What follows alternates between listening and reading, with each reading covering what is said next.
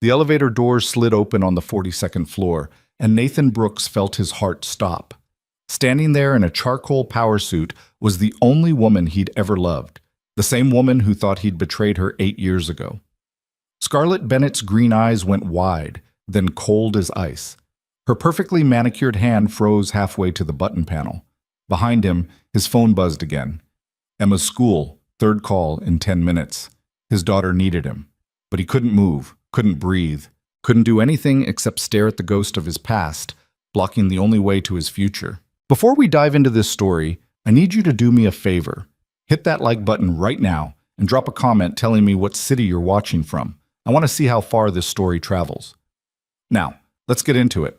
The fluorescent lights in the basement mechanical room flickered the way they always did around 3 in the afternoon, casting shadows across Nathan's workbench, like some kind of broken metronome. He'd learned to tune it out years ago, same way he'd learned to tune out most things that didn't involve keeping the building running or keeping Emma fed. His phone lit up on the metal surface beside his toolbox. The school's number, again. Nathan's stomach dropped before he even swiped to answer. "Mr. Brooks?" The nurse's voice had that particular strain that meant something was wrong. Really wrong. "Emma's fever has spiked to 103. She's asking for you. We need you to come get her immediately." "I'm on my way." He was already moving, grabbing his keys, his jacket.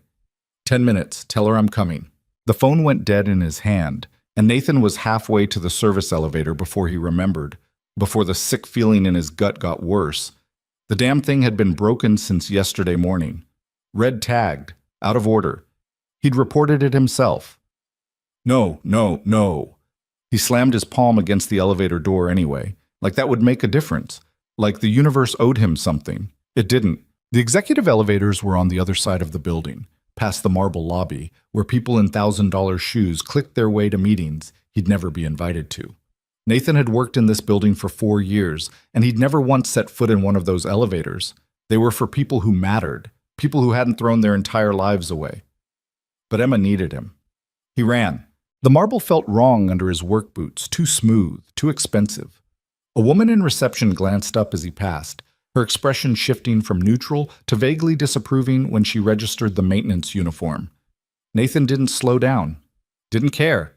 Let them stare. The executive elevator lobby was empty, thank whatever was listening. Brass fixtures gleamed under lighting that actually worked, unlike the basement. The whole space smelled like money and furniture polish. Nathan jabbed the call button harder than necessary, watching the floor numbers descend with agonizing slowness. 38. 37. 36. His phone buzzed, text from the school nurse. "She's crying for you." Nathan's jaw clenched so hard his teeth hurt. Emma didn't cry easily. She'd inherited his stubborn streak, the one that kept you standing when everything else said to fall down. If she was crying, if she was scared, the elevator chimed. Ground floor, doors slid open. Empty. Nathan stepped inside, hitting the button for the ground floor exit before anyone could join him, before security could ask what the hell he was doing in the executive elevator wearing steel-toed boots and grease-stained work pants. The doors started to close. Then a hand shot through the gap. Manicured, red nails, a thin platinum watch that probably cost more than Nathan's monthly rent. The doors jerked back open, and Nathan's entire world came to a complete and total stop. She was older, 8 years older, the kind of older that made sense on paper but felt impossible in reality. Her dark hair was shorter now, cut in some sleek style that probably had a name he wouldn't know. She wore a charcoal suit that fit like it had been sewn directly onto her body, and heels that brought her almost to his eye level. But her eyes were exactly the same shade of green he'd memorized a lifetime ago. The same eyes that had looked at him with love once, before everything went to hell. Scarlett Bennett stepped into the elevator. She hadn't seen him yet. She was looking at her phone, scrolling through something, her thumb moving in quick, efficient swipes. Professional, focused, every inch the CEO she'd become. Nathan's throat closed up. His brain screamed at him to move, to say something, to do literally anything except stand there like an idiot. But he couldn't. She tapped something on her screen, then finally glanced up. The color drained from her face so fast Nathan thought she might pass out. Her phone slipped from her hand. hit the elevator floor with a crack that sounded impossibly loud in the small space. Neither of them moved to pick it up. "Nathan?" Her voice came out barely above a whisper. He managed a nod. Couldn't quite manage words yet. Scarlett's expression cycled through shock, confusion, and then something that looked uncomfortably close to disgust as her eyes traveled down his uniform, taking in the name patch, the worn fabric, the evidence of exactly how far he'd fallen. "What?" She stopped, started again. "What are you doing here?" "I work here." The words came out rougher than he intended. "Maintenance." Something flickered across her face. He couldn't quite read it. "You work here. In my building." "Your building?" The laugh that escaped him held no humor at all. "Right, of course it is. I've been CEO for 3 years, Nathan. 3 years. You've been—" She gestured vaguely at his uniform. "You've been here the whole time?" 4 years, actually. The elevator hung suspended between floors, going nowhere. Neither of them had pressed a button. They just stood there, 2 feet and 8 years apart, while the air conditioning hummed and the building settled around them with small creaks and groans. Scarlett bent down, retrieved her phone.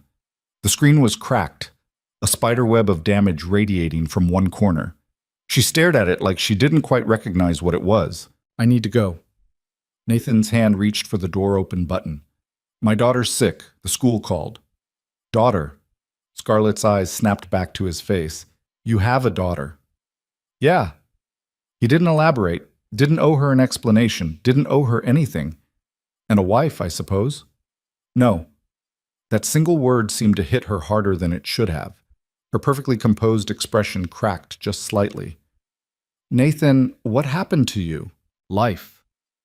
He pushed the ground floor button, watched it light up. "Life happened." That's not an answer. It's the only one you're getting. The elevator lurched into motion. Scarlett grabbed the rail to steady herself, and Nathan saw her hand shake. Actually shake. The Ice Queen CEO shaking. "You disappeared," she said quietly. 8 years ago. You just vanished. No explanation, no goodbye, nothing. The police investigated. Your parents hired a private detective. Everyone thought— Her voice caught. "We thought something terrible had happened to you." Nathan's laugh was bitter. "Something terrible did happen to me, Scarlett. Just not the kind you're thinking." "Then what? Tell me what happened. You owe me that much." "I owe you?" The anger he'd buried for years threatened to surface. "I don't owe you anything. Not anymore." The elevator chimed. Ground floor. Nathan moved toward the doors before they fully opened, desperate to get out, to get to Emma, to get away from this woman and everything she represented. "Wait!" Scarlett's hand shot out, not quite touching him, but close enough that he felt the heat of it. "Nathan, please. I need to understand." "You want to understand?" He turned back, and whatever she saw in his face made her take a step back. "Your father destroyed my life. He blacklisted me from every architecture firm in this city. He threatened me with lawsuits I couldn't afford to fight. He made sure I'd never work in my field again. That's what you need to understand." The color drained from Scarlett's face a second time. "My father would never—" "Your father did." Nathan stepped out of the elevator. "Ask him yourself, if he's even capable of telling the truth." The doors started to close. Scarlett stood frozen, her hand still raised, her face a mask of shock and something that might have been the beginning of belief. Nathan was already running toward the exit, his phone pressed to his ear, when he heard the elevator doors finally shut.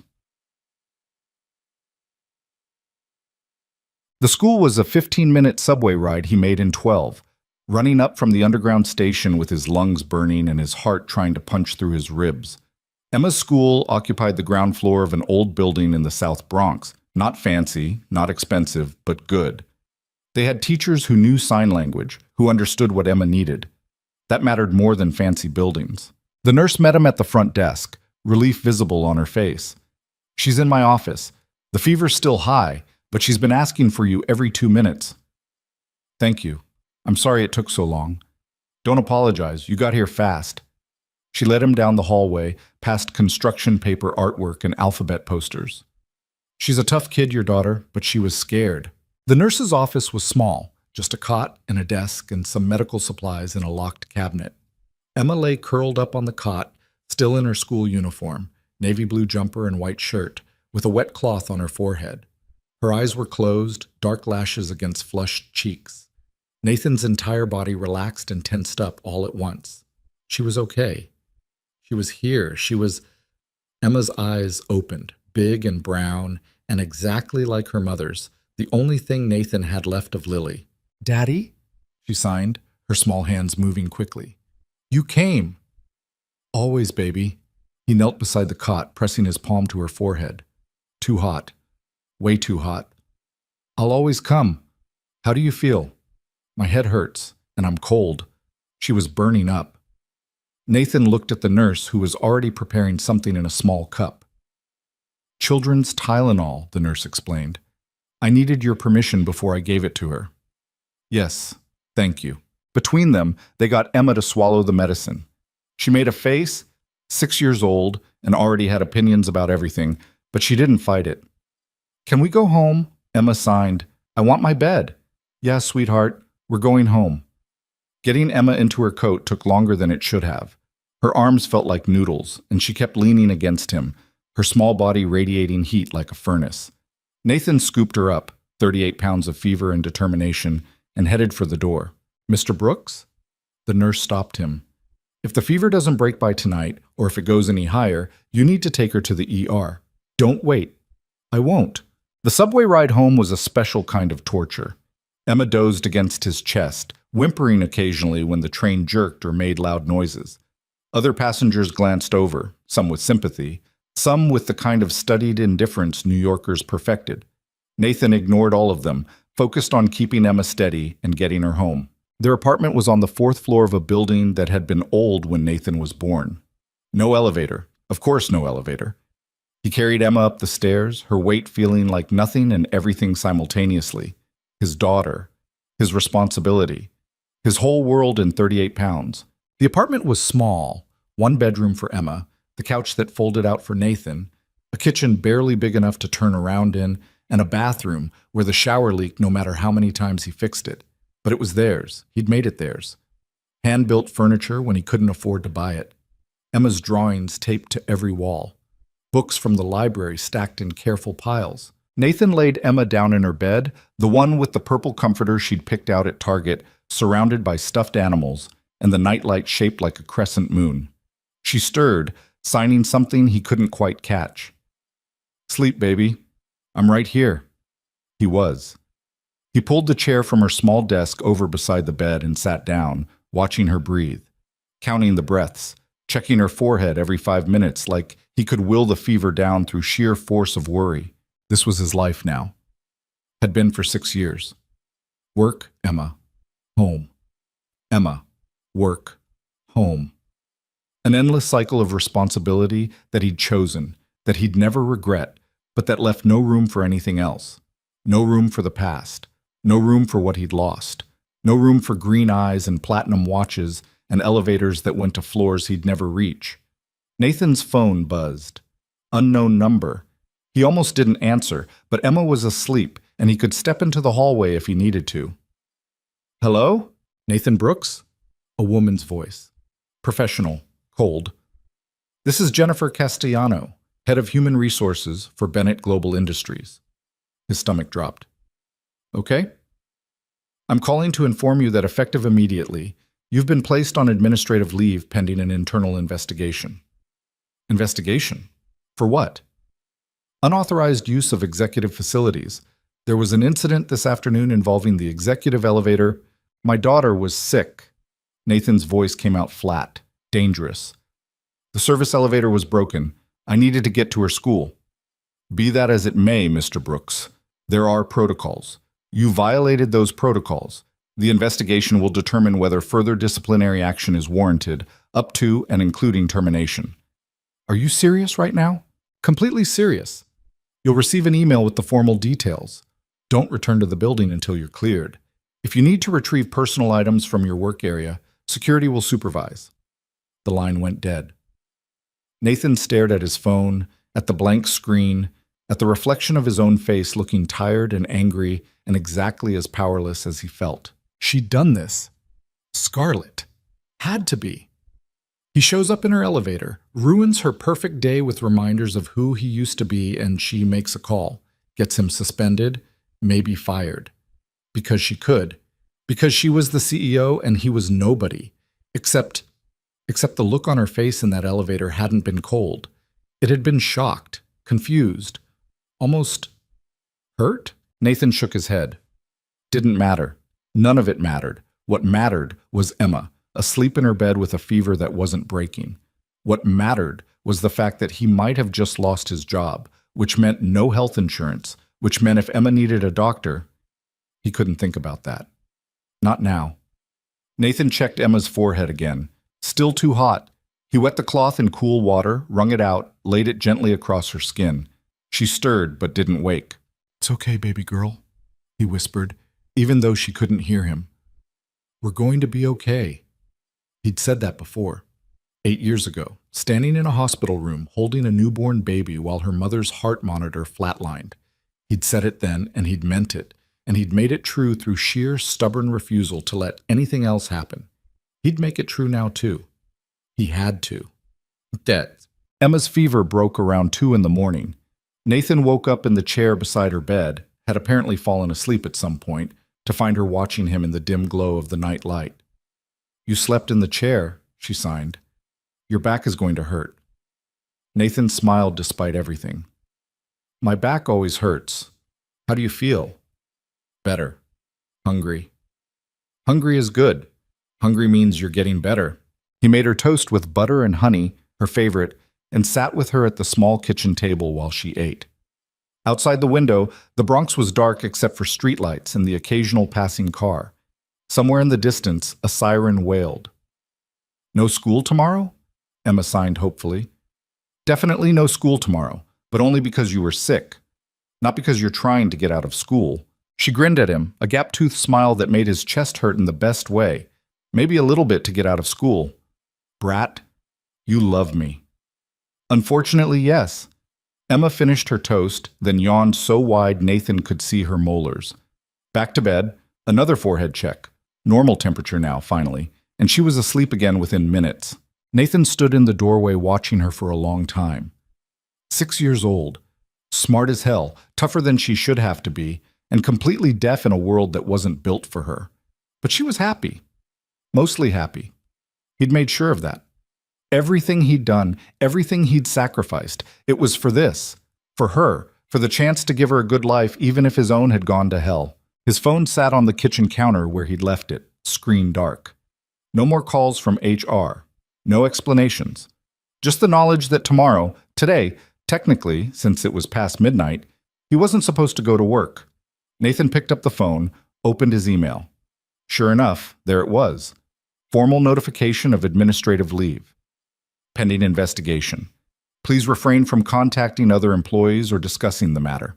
He read it twice, then set the phone down and walked to the window. Manhattan glittered in the distance, all lit up buildings and money and power. Somewhere in one of those towers, Scarlett Bennett was probably asleep in a penthouse apartment, dreaming CEO dreams that didn't include maintenance men and broken elevators. Or maybe she wasn't sleeping.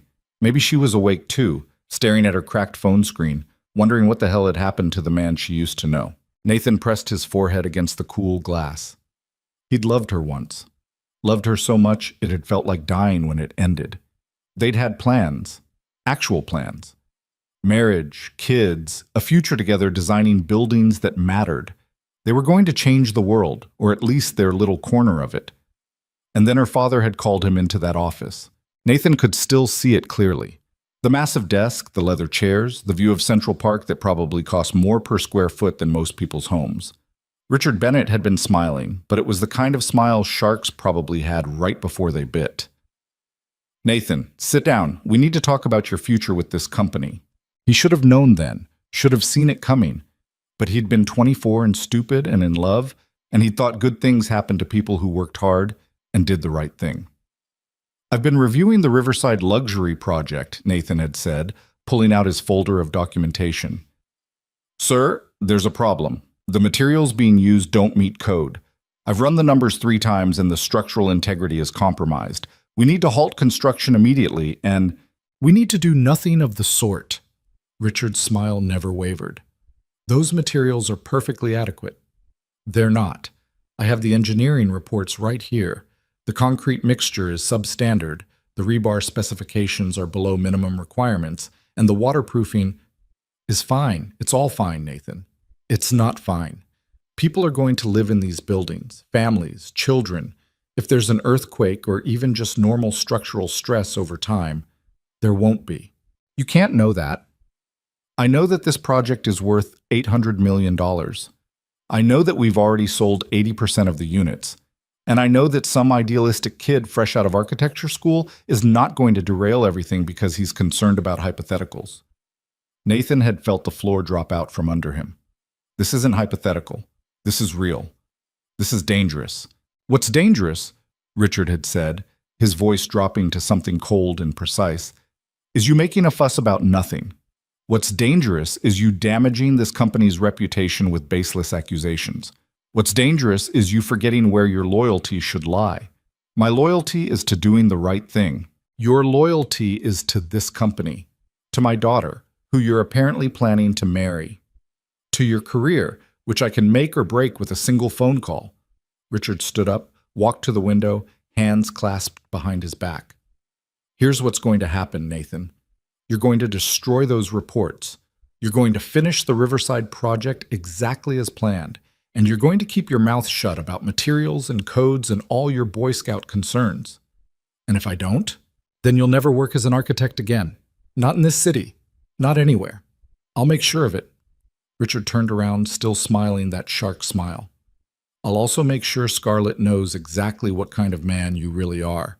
I'll tell her you tried to sabotage the company for a competitor, that you stole proprietary information, that you've been lying to her all along. She won't believe you. Won't she? I'm her father, Nathan. You're just some boy she's been dating for 2 years. Who do you think she'll trust? Nathan had walked out of that office knowing his life was over. Either he stayed silent and watched innocent people move into dangerous buildings, or he spoke up and lost everything: his career, the woman he loved, his entire future. He tried to find a third option. Spent 3 weeks trying to figure out a way to expose the truth without destroying himself. But Richard Bennett had connections everywhere. Lawyers who made it clear that Nathan had signed ND as that would bury him in litigation. City inspectors who mysteriously couldn't find time to review his concerns. Other architecture firms that suddenly weren't hiring. And then Lily had called with news that changed everything. She was pregnant. Nathan hadn't been in love with Lily. They'd been casual, occasional, the kind of relationship that didn't mean forever. But she was pregnant, and the baby was his, and suddenly his choices became very simple. He could fight Richard Bennett and lose everything, or he could disappear and at least have enough money to support his child. So he disappeared, left New York, left Scarlett, left architecture, spent 4 years doing construction work in Pennsylvania, sending money to Lily, visiting whenever he could. And when Emma was born, when he'd held his daughter for the first time and felt his entire world reorganize around her, he'd known he'd made the right choice. Even when Lily died 6 months later. Even when he'd come back to New York with a baby and no prospects and nothing left of the person he used to be. Even when he'd taken the only job he could get, maintenance work in the building where he'd once designed projects worth millions. He'd made the right choice. He had to believe that. Nathan pulled away from the window, checked on Emma one more time, still sleeping peacefully, and finally lay down on the couch that served as his bed. The springs creaked under his weight. Outside, the city hummed with life that had nothing to do with him. Tomorrow he'd figure out what to do about the suspension. Tomorrow he'd deal with whatever Scarlett had set in motion. Tonight, Emma's fever had broken, and that was enough. Tak. Morning came too early and too bright, sunlight streaming through the thin curtains and hitting Nathan square in the face. He groaned, rolled over, remembered he was on a couch and not a bed, and nearly fell onto the floor. Emma was already awake. He could hear her in her room, couldn't hear her moving around because she was quiet as a ghost, but he'd developed a sixth sense for knowing when she was up. Parent superpower. He found her sitting cross-legged on her bed, still in her pajamas, reading one of her picture books. She looked up when he appeared in the doorway, a huge smile on her face. "I feel better," she signed enthusiastically. "Can I have pancakes?" "You can have whatever you want, baby girl, but you're still staying home from school." She pouted, but not very convincingly. Emma liked school, but she also liked staying home with him, and she was smart enough to milk the sick day privileges while they lasted. Nathan made pancakes from the box mix in the cabinet, shaped them into hearts because that's what you did when your kid had been sick. Emma drowned hers in syrup and ate them with her fingers, getting sticky everywhere, and Nathan didn't have the heart to tell her to use a fork. His phone buzzed. He almost ignored it, but it might be the school or HR with more terrible news, or unknown number again. "Hello? Nathan Brooks?" A man's voice this time, older, familiar in a way that made Nathan's spine go rigid. "Who is this?" "Richard Bennett." Nathan's hand tightened around the phone so hard he was surprised it didn't crack. Emma was watching him, sensing the change in his mood the way kids always could. He forced his face into something neutral, gave her a reassuring smile, then walked into his bedroom and closed the door. "How did you get this number?" "I own half the city, Nathan. Getting a phone number isn't exactly a challenge." Richard's voice was smooth, unbothered. "I understand you had an encounter with my daughter yesterday." "Your daughter had me suspended." "Actually, that was HR overreacting. I've already told them to disregard the incident. You'll be reinstated immediately, full back pay for any time missed." Nathan didn't say anything. Waited. "I'm calling to remind you of our agreement," Richard continued. "The one we made 8 years ago. You stay quiet about Riverside, and I stay quiet about what really happened. That arrangement still stands." "I haven't said anything." "Good. Keep it that way, especially now that you've reconnected with Scarlett." "We didn't reconnect. We were in an elevator together. That's it. Let's keep it that way. Scarlett doesn't need to know about our conversation 8 years ago. She doesn't need to know about the Riverside project. She doesn't need to know anything that would upset her or damage the company. Are we clear?" "Crystal." "Excellent. You'll find the suspension has been lifted. You can return to work tomorrow if you'd like. Take today for your daughter. I understand she was ill." The line went dead. Nathan stood in his bedroom, staring at nothing, his heart pounding. Richard knew about Emma. Of course he knew. He probably knew everything, where Nathan lived, where Emma went to school, every detail of their small, struggling life. And he was reminding Nathan, in his pleasant businessman voice, that he could take it all away whenever he wanted. The bedroom door opened. Emma stood there in her syrup-covered pajamas, concern written all over her face. "Are you okay?" she signed. "You look sad." "I'm fine, sweetheart. Just work stuff." "I don't like work stuff." "Work stuff makes you sad." Nathan knelt down, pulled her into a hug. She smelled like maple syrup and kid shampoo and everything good in his life. "Work stuff is boring," he said out loud, knowing she could read his lips. "Let's talk about fun stuff instead. What do you want to do today? Can we go to the park?" "After lunch. First, we need to clean up the pancake disaster you created." She giggled, actual sound, the rare kind of laugh she only made when she forgot to be self-conscious about it, and ran back to the kitchen. Nathan followed more slowly, his mind already racing ahead. Richard had lifted the suspension, had probably never intended it to be permanent, just a warning shot, a reminder of who held the power. But Scarlett's face in that elevator, that hadn't looked like someone who was in on her father's games, that had looked like genuine shock, which meant either she didn't know what her father had done 8 years ago, or she was a better actor than Nathan gave her credit for. The rest of the day passed in the familiar rhythm of single parenthood. Park in the afternoon, Emma making friends with other kids on the playground, her hands flying as she signed with the 2 other deaf children who went to her school. Dinner that was more negotiation than meal. Yes, she had to eat vegetables. No, ketchup did not count as a vegetable. Bath time, story time, the elaborate bedtime routine that Emma insisted on even when she wasn't feeling good. By the time she was asleep, Nathan was exhausted in the bone-deep way that only parenting could create. He should sleep, should rest, should stop thinking about green eyes and cracked phone screens and the way Scarlett's voice had broken when she asked what happened to him. Instead, he pulled out his laptop, the old one that took 5 minutes to boot up, and did something he hadn't done in years. He searched for Scarlett Bennett. The internet had plenty to say about her.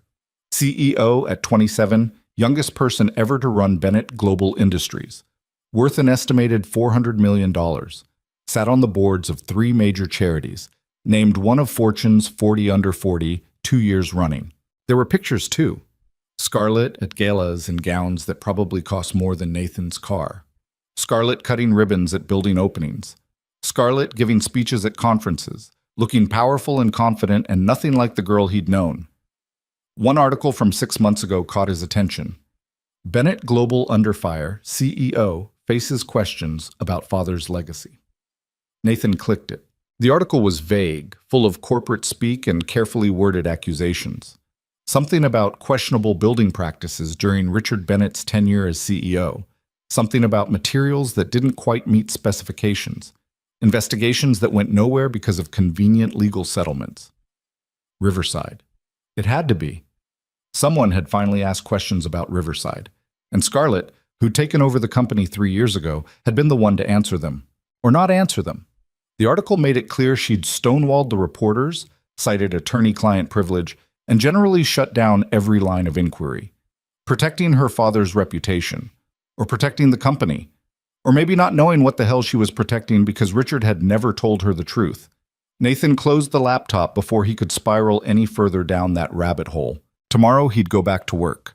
Back to fixing air conditioning units and replacing light fixtures and pretending he'd never been anything other than a maintenance man. Back to keeping his head down and his mouth shut and his daughter safe. The way he'd been doing for 8 years. The way he'd keep doing for as long as it took. Even if it meant watching Scarlett Bennett ride those executive elevators past him every single day, never knowing that he'd sacrificed everything to protect the very people her father had been willing to hurt, even if it killed him. The basement mechanical room felt different when Nathan returned to work the next morning. Same fluorescent lights, same concrete walls, same smell of machine oil and cleaning chemicals. But different somehow, like coming back to a place that didn't quite fit anymore. Jenkins was already there, sorting through electrical supplies with the methodical precision of someone who'd been doing the same job for 30 years. "Heard you got suspended," Jenkins said without looking up. "That was fast." "Heard I got unsuspended too." "Even faster." Jenkins finally glanced over, his weathered face unreadable. "You piss off someone important?" "Something like that." "Well, try not to do it again. I don't want to train another guy. Last one couldn't tell a pipe wrench from a crescent wrench." It was as close to sympathy as Jenkins ever got. Nathan appreciated it anyway. The work orders were piling up. They always were. Broken toilet on the 16th floor. Flickering lights in the east stairwell. Strange noise coming from the HVAC system on 32. Normal building problems that Nathan could fix without thinking, which was exactly what he needed. Something mindless. Something that didn't involve green eyes or phone calls from men who held his entire life in their hands. He was elbow deep in the toilet repair, fighting with a corroded shut-off valve, when his radio crackled to life. "Brooks, you there?" It was Denise from security. Nathan wiped his hands on his work pants, grabbed the radio. "Yeah, I'm here. Got a situation on 42, executive floor. CEO's requesting maintenance." His stomach dropped. "For what?" "Didn't say. Just said to send someone up. You're the only one available." Of course he was. Jenkins was out on a job, and the other guys didn't start until afternoon shift. Just Nathan's luck. "Copy that. I'll head up." He took the service elevator this time, back in working order after yesterday's repairs, and tried not to think about what Scarlett could possibly want. Maybe it was nothing. Maybe she had a leaky faucet or a stuck window. Maybe it had nothing to do with yesterday at all. The executive floor was quiet when he stepped off the elevator. Thick carpeting absorbed sound, and the lighting was soft and expensive looking. Nathan had only been up here once before, years ago, when they'd first hired him, and HR was still located on this floor. He found the CEO's office at the end of the hall. The door was open. Scarlett stood at the floor-to-ceiling windows, her back to the door, silhouetted against a view of Manhattan that probably cost more per month than Nathan made in a year. She wore a navy suit today, her dark hair pulled back in a way that made her look severe and professional. Nathan knocked on the doorframe. "You called for maintenance?" She turned around and he saw the dark circles under her eyes, saw the tension in her shoulders, saw the cracked phone still sitting on her desk, unfixed. "Come in. Close the door." He did, though every instinct told him this was a bad idea. "There's nothing wrong with your office," Scarlett said. "I lied to security." "Okay. I needed to talk to you without..." She gestured vaguely, without making it official. Nathan stayed by the door, arms crossed. So talk. I went to see my father yesterday, after we spoke. She picked up a folder from her desk, held it like it weighed 100 pounds. I asked him about what you said, about blacklisting you, about threatening you. And? He admitted it. Her voice was flat, controlled. He admitted all of it. Nathan didn't say anything, didn't trust himself to speak.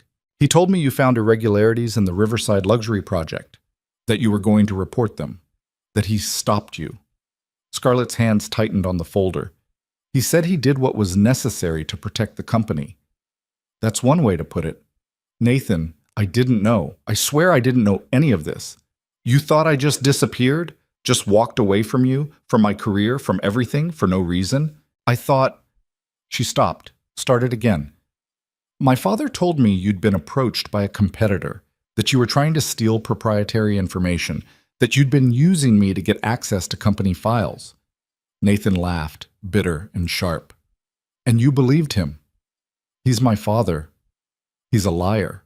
Scarlett flinched like he'd slapped her. I know that now. I've spent the last 18 hours going through old company records, looking at the Riverside project, the materials used, the inspection reports, the settlements we paid out when structural issues started appearing. Settlements? Nathan pushed off from the door. What settlements? 3 years ago, one of the Riverside buildings developed foundation cracks. We paid the residents to relocate and keep quiet. Last year, another building had water damage from faulty waterproofing. We settled that too. She opened the folder, and Nathan saw page after page of legal documents. You were right, about all of it. Those buildings were dangerous. The anger that had been simmering in Nathan's chest for 8 years threatened to explode. People lived there, families, kids. I know. You paid them off? That's your solution? Write some checks and hope nobody dies? What would you have me do? Scarlett's voice rose to match his.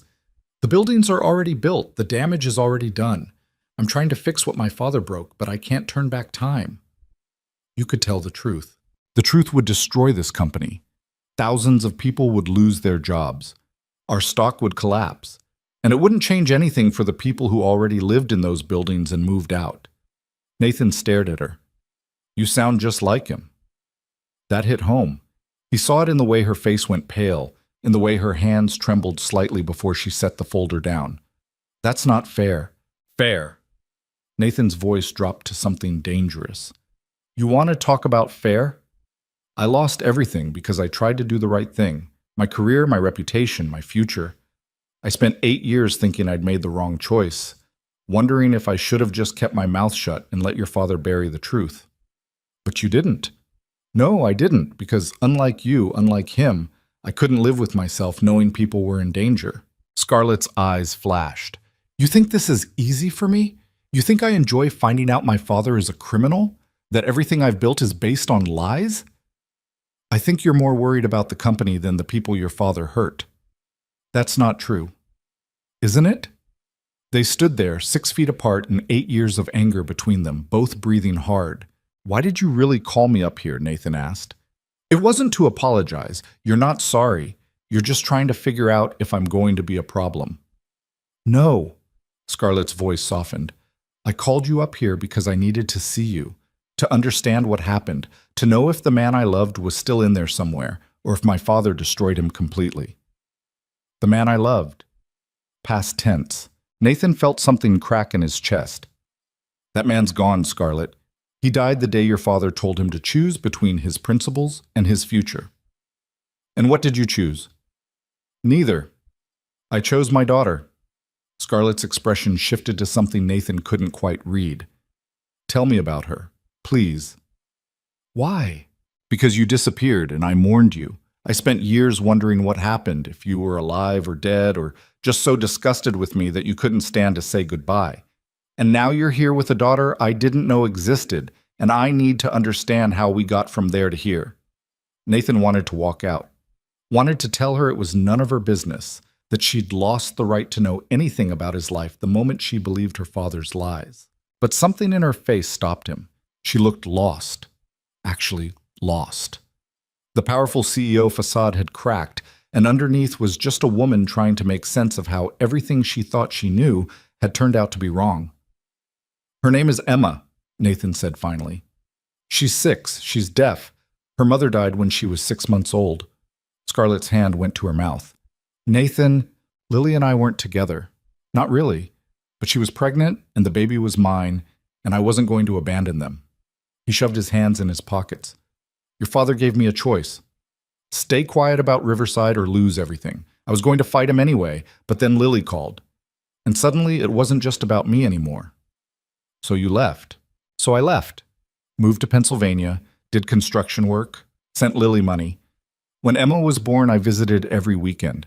And when Lily died," his voice caught.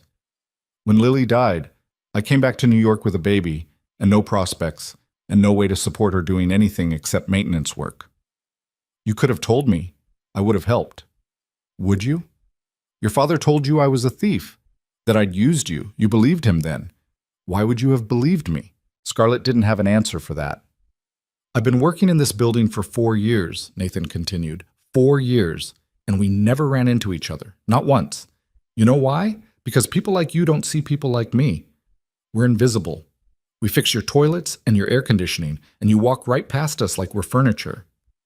"That's not—" "It is.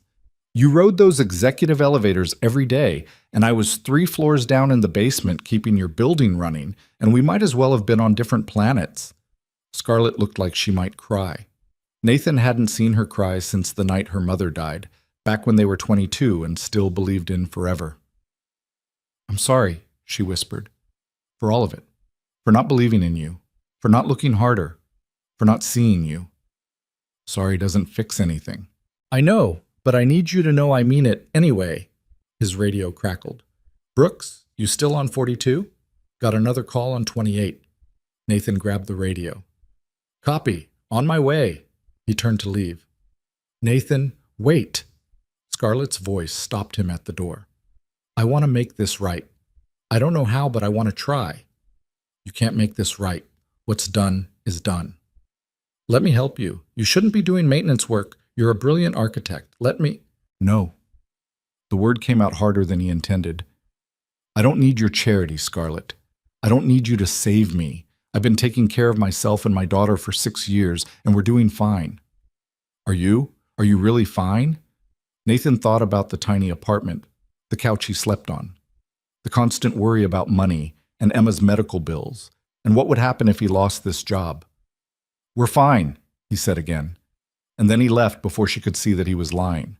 The rest of the day was a blur of work orders and repairs and trying not to think about Scarlett's face when he walked out. Nathan threw himself into the work, grateful for the physical exhaustion that came with crawling through ceiling spaces and hauling equipment upstairs. By the time he picked Emma up from school, his body ached and his mind was blessedly empty. Emma had a good day. She told him about it in the rapid-fire signing that meant she was excited, her hands flying through descriptions of art class and recess and the new kid who also knew sign language. "Can we get pizza?" she asked as they walked home from the subway. "We had pizza last week." "But I want pizza." "You always want pizza." "That's because pizza is the best food." Nathan couldn't argue with that logic. They stopped at the corner place, the one where Tony knew them by name and always gave Emma extra cheese. Emma ate 3 slices and got sauce all over her face, and Nathan thought maybe this was enough. Maybe this simple life was all they needed. They were walking home, Emma's hand in his, when she stopped suddenly. "Daddy, that lady is staring at us." Nathan looked up. Scarlett stood on this corner across the street, still in her work clothes, looking completely out of place in this neighborhood. She saw them, and her entire face changed, went soft in a way he'd never seen before. Emma tugged on his hand. "Do you know her?" "Yeah, baby, I know her. She's pretty." "Don't let it fool you." Scarlett crossed the street, navigating the evening foot traffic with the kind of confidence that came from always expecting people to get out of your way. They usually did. She stopped a few feet away, her eyes locked on Emma. "Hi," she said softly. Emma looked at Nathan, questioning. "Emma, this is Scarlett. She's—" He paused, trying to find words that made sense. "She's someone I used to know." "Nice to meet you," Emma signed politely, the way Nathan had taught her. Scarlett's face crumpled, just for a second, but Nathan saw it.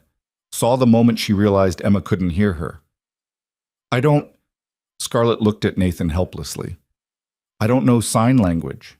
She can read lips, Nathan said, if you face her and speak clearly. Scarlett knelt down, bringing herself to Emma's level. It's nice to meet you too, Emma. You're very beautiful.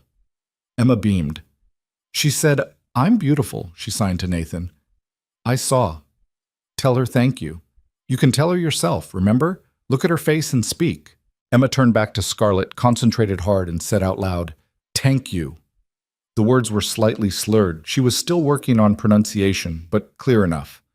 Scarlett's eyes filled with tears. You're welcome, sweetheart. Emma looked at the cracked phone in Scarlett's hand. Your phone is broken. Scarlett followed Emma's gaze, managed a smile. Yes, it is. I dropped it. My daddy can fix things. He's really good at fixing things. I know he is. Nathan cleared his throat. What are you doing here, Scarlett? I needed to see you, to talk to you. She stood up, still holding that broken phone like a security blanket. Not about work. About everything else. This isn't a good time. Nathan, please, just give me 5 minutes. Emma was watching them both, her sharp eyes missing nothing. Is she your friend? She signed to Nathan. It's complicated. That means no, Emma signed with the blunt honesty of 6-year-olds everywhere. Scarlett surprised him by laughing, a real laugh, not the practiced social smile he'd seen in all those internet photos. She's right. That does mean no. Emma, baby, go ahead and start up the stairs. I'll be right there. You promise? I promise. Emma gave Scarlett one last curious look, then headed toward their building, stopping every few steps to check that Nathan was still there. She's amazing, Scarlett said quietly. She looks just like her mother, I know. I was going to say she looks happy. That's because of you. Nathan didn't know what to say to that. I followed you, Scarlett admitted. I'm sorry. That's creepy. But I needed to see where you lived, how you lived. I needed to understand. And now you do. No. She shook her head. Now I have more questions than before. How do you do this, Nathan? Work all day, raise a daughter alone, make her that happy when you're barely surviving. I'm not barely surviving. We're fine. You sleep on a couch. I saw through the window. His jaw tightened. You were spying on me. I was trying to understand how the man I loved ended up here. Well, now you know. Satisfied? No, I'm furious. Her voice rose. I'm furious that my father did this to you, that you've spent 8 years struggling when you should have been designing buildings, that Emma... She stopped, swallowed hard. That Emma has a father who works himself to death instead of doing what he was meant to do. I'm doing exactly what I'm meant to do. I'm taking care of my daughter.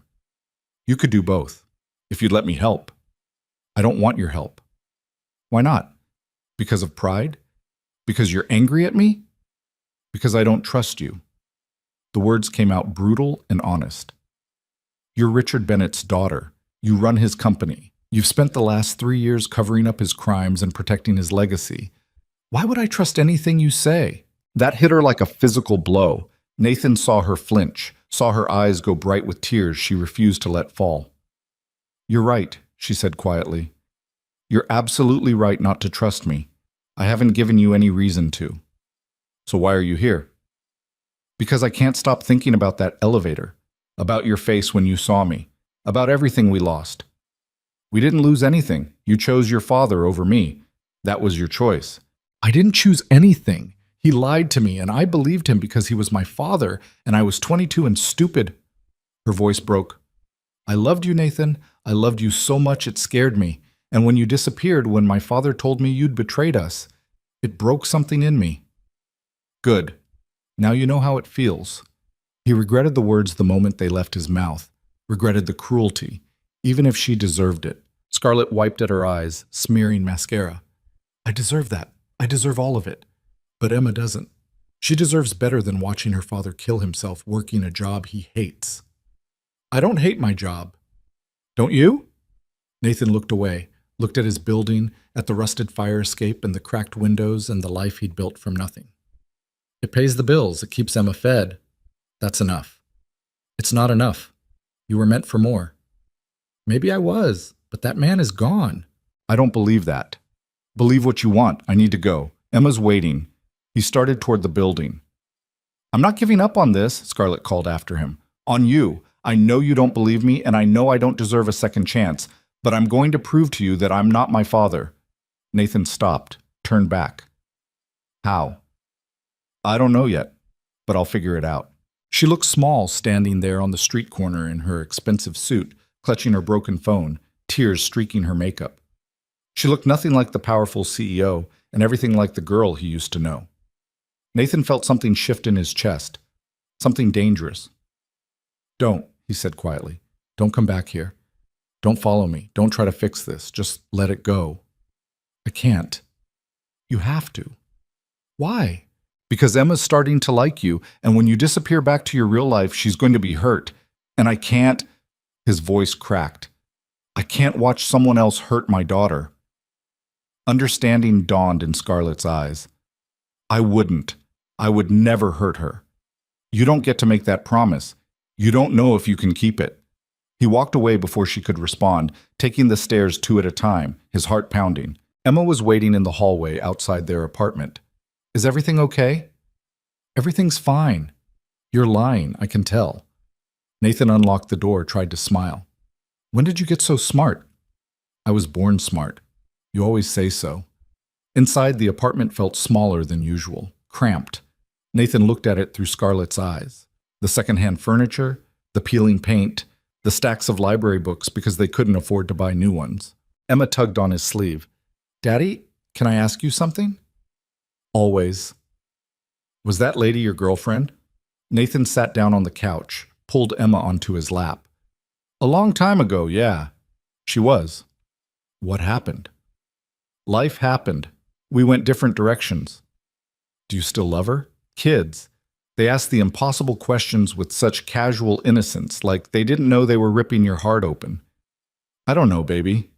She was crying, I saw. I know. Did you make her cry? Maybe. Probably. Emma was quiet for a moment, her small hands resting on his. My teacher says when we make people cry, we should say sorry. It's more complicated than that. Everything is complicated with grown-ups. Nathan laughed despite everything. Yeah, it is. I liked her, Emma signed. She has nice eyes, like the park in summer. Green. Emma meant green, but she'd never seen enough green spaces in the city to have words for all the different shades. Yeah, Nathan said quietly. She does. That night after Emma was asleep, Nathan stood at the window looking out at the city. Somewhere out there, Scarlett was in her penthouse apartment, probably regretting the decision to follow him home, probably realizing how messy and complicated his life was. Or maybe not. Maybe she was serious. Maybe she really did want to fix things, and that terrified him more than anything. Because 8 years ago, he'd loved Scarlett Bennett with everything he had. He'd imagined their whole future together, marriage, kids, growing old, designing buildings side by side. And when that future disappeared, when her father destroyed it with lies and threats, it had nearly killed Nathan. He'd survived by building walls, by focusing only on Emma, on work, on getting through each day, by not letting himself want anything more than what he had. But now those walls were cracking. Now he was thinking about green eyes and broken phones and the way Scarlett had looked at Emma like she was something precious. Now he was in danger of wanting again. And wanting, Nathan had learned, was the fastest way to get hurt. His phone buzzed. Unknown number. He almost didn't answer, but it was late, and unknown numbers at night usually meant trouble. Hello? Nathan, it's me. Scarlett's voice, soft and tentative. Don't hang up, please.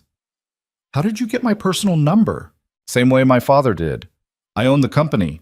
I have access to employee records. He should be angry about that. Should be furious about the invasion of privacy. But mostly he was just tired. What do you want, Scarlett? I want to tell you I'm sorry. For tonight. For following you. For making everything harder. Okay. You told me. Now let me sleep.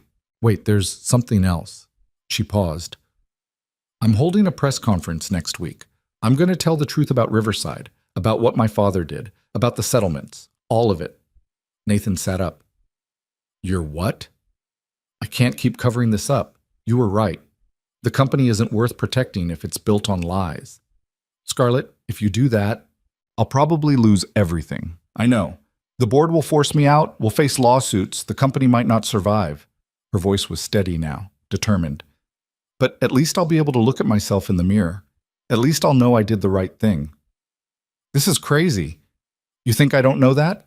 I've spent 3 days talking to lawyers. They all think I'm insane, but I can't be my father, Nathan. I won't be. He didn't know what to say. Didn't know if this was courage or self-destruction or something in between. I need you to know, Scarlett continued, that I'm doing this because it's right. Not to impress you, not to win you back, just because someone needs to tell the truth, and it should be me. When? Monday, 10 a.m. The press will be there. My father will probably try to stop me. It's going to be ugly. Yeah, it is. I know you don't trust me, but I needed you to hear it from me first, before it becomes public. Nathan stared out the window at the lights of Manhattan.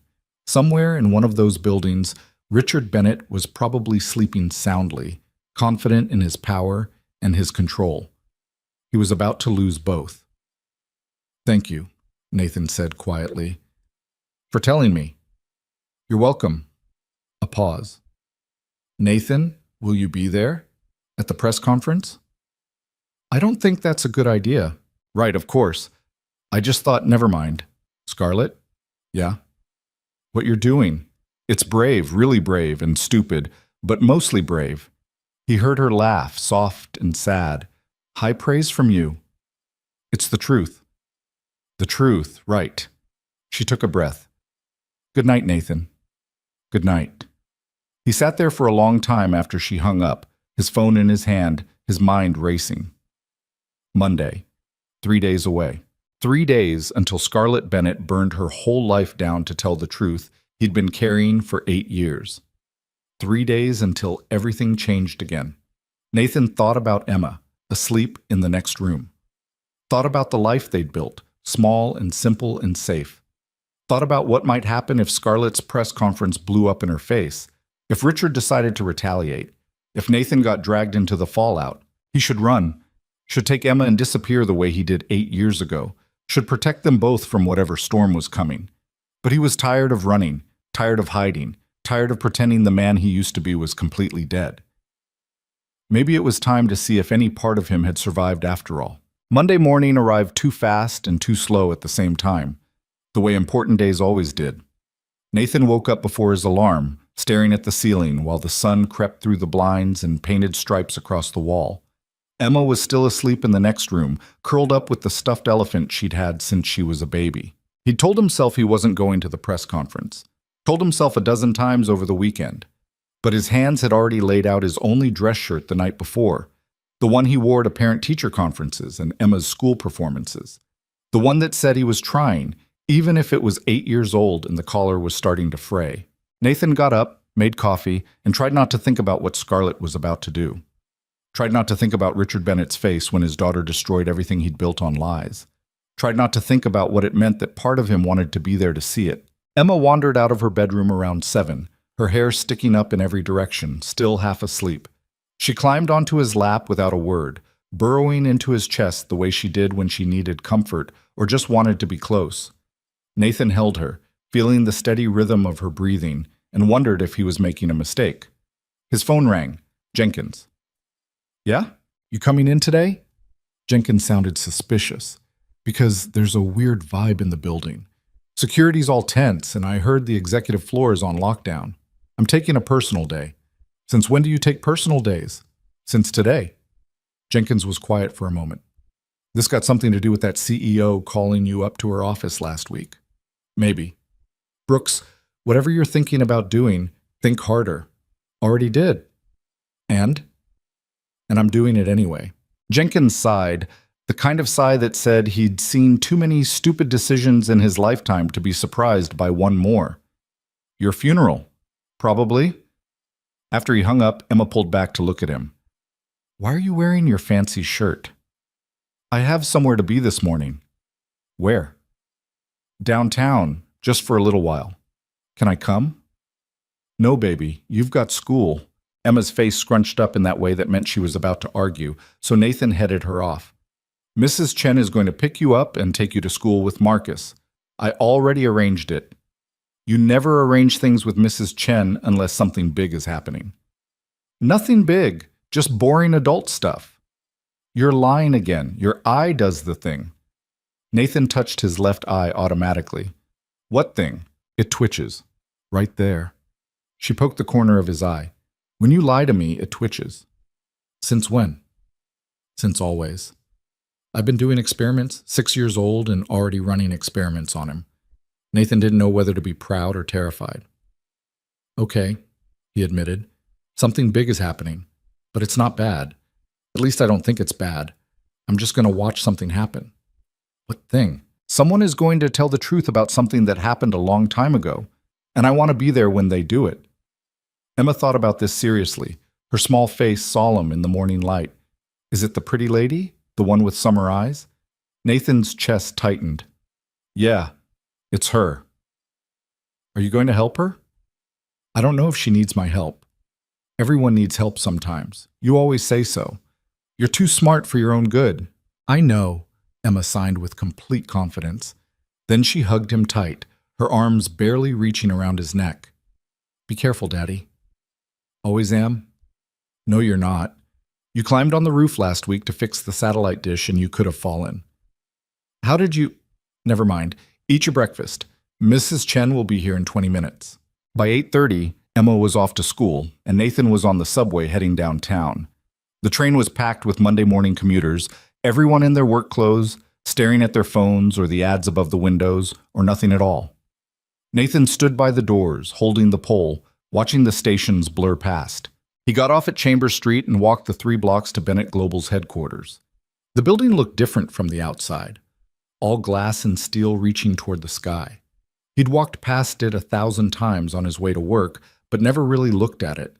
Never let himself think about the fact that the woman he used to love ran an empire from somewhere up in those clouds. There was a crowd already gathering in the plaza out front. News vans, reporters with cameras, people with notebooks and recorders. Nathan hung back at the edge, hands in his pockets, trying to blend in. A makeshift podium had been set up near the main entrance, microphones clustered like metal flowers. Security guards stood at intervals, looking alert and nervous. Through the glass doors, Nathan could see movement in the lobby. People in suits rushing around, phones pressed to their ears. Pretty crazy, huh? A woman next to him said. She had a press badge clipped to her jacket. CEO calling an emergency press conference with 0 notice. Something big must be going down. Yeah, Nathan said, must be. You a reporter? No, just interested.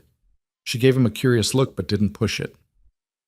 At 9:55, the glass doors opened and Scarlett walked out. Nathan's breath caught. She wore a black suit, simple and professional, her hair pulled back. No jewelry except small earrings. No makeup that he could see. She looked younger than she had in her office and scared and absolutely determined. Behind her came 3 other people, 2 men in expensive suits who had to be lawyers, and a woman Nathan didn't recognize. No sign of Richard Bennett. Scarlett approached the podium, and the crowd pressed forward. Cameras started clicking. Someone shouted a question that got lost in the noise. She waited until they quieted down, her hands resting on the podium, knuckles white. Thank you all for coming on short notice. Her voice carried across the plaza, steady, despite the nerves Nathan could see in her shoulders. I'm Scarlett Bennett, CEO of Bennett Global Industries. I called this press conference because I need to tell you the truth about something that happened 8 years ago. Something my father, the former CEO, covered up. Something I've been complicit in hiding for the past 3 years. The reporters went crazy. Questions flew from every direction, overlapping, demanding. Scarlett held up a hand. Please, let me finish. They settled again, barely. In 2018, Bennett Global completed a luxury residential development called Riverside Luxury Towers. The project consisted of 3 buildings with a total of 240 units. During construction, concerns were raised about the materials being used.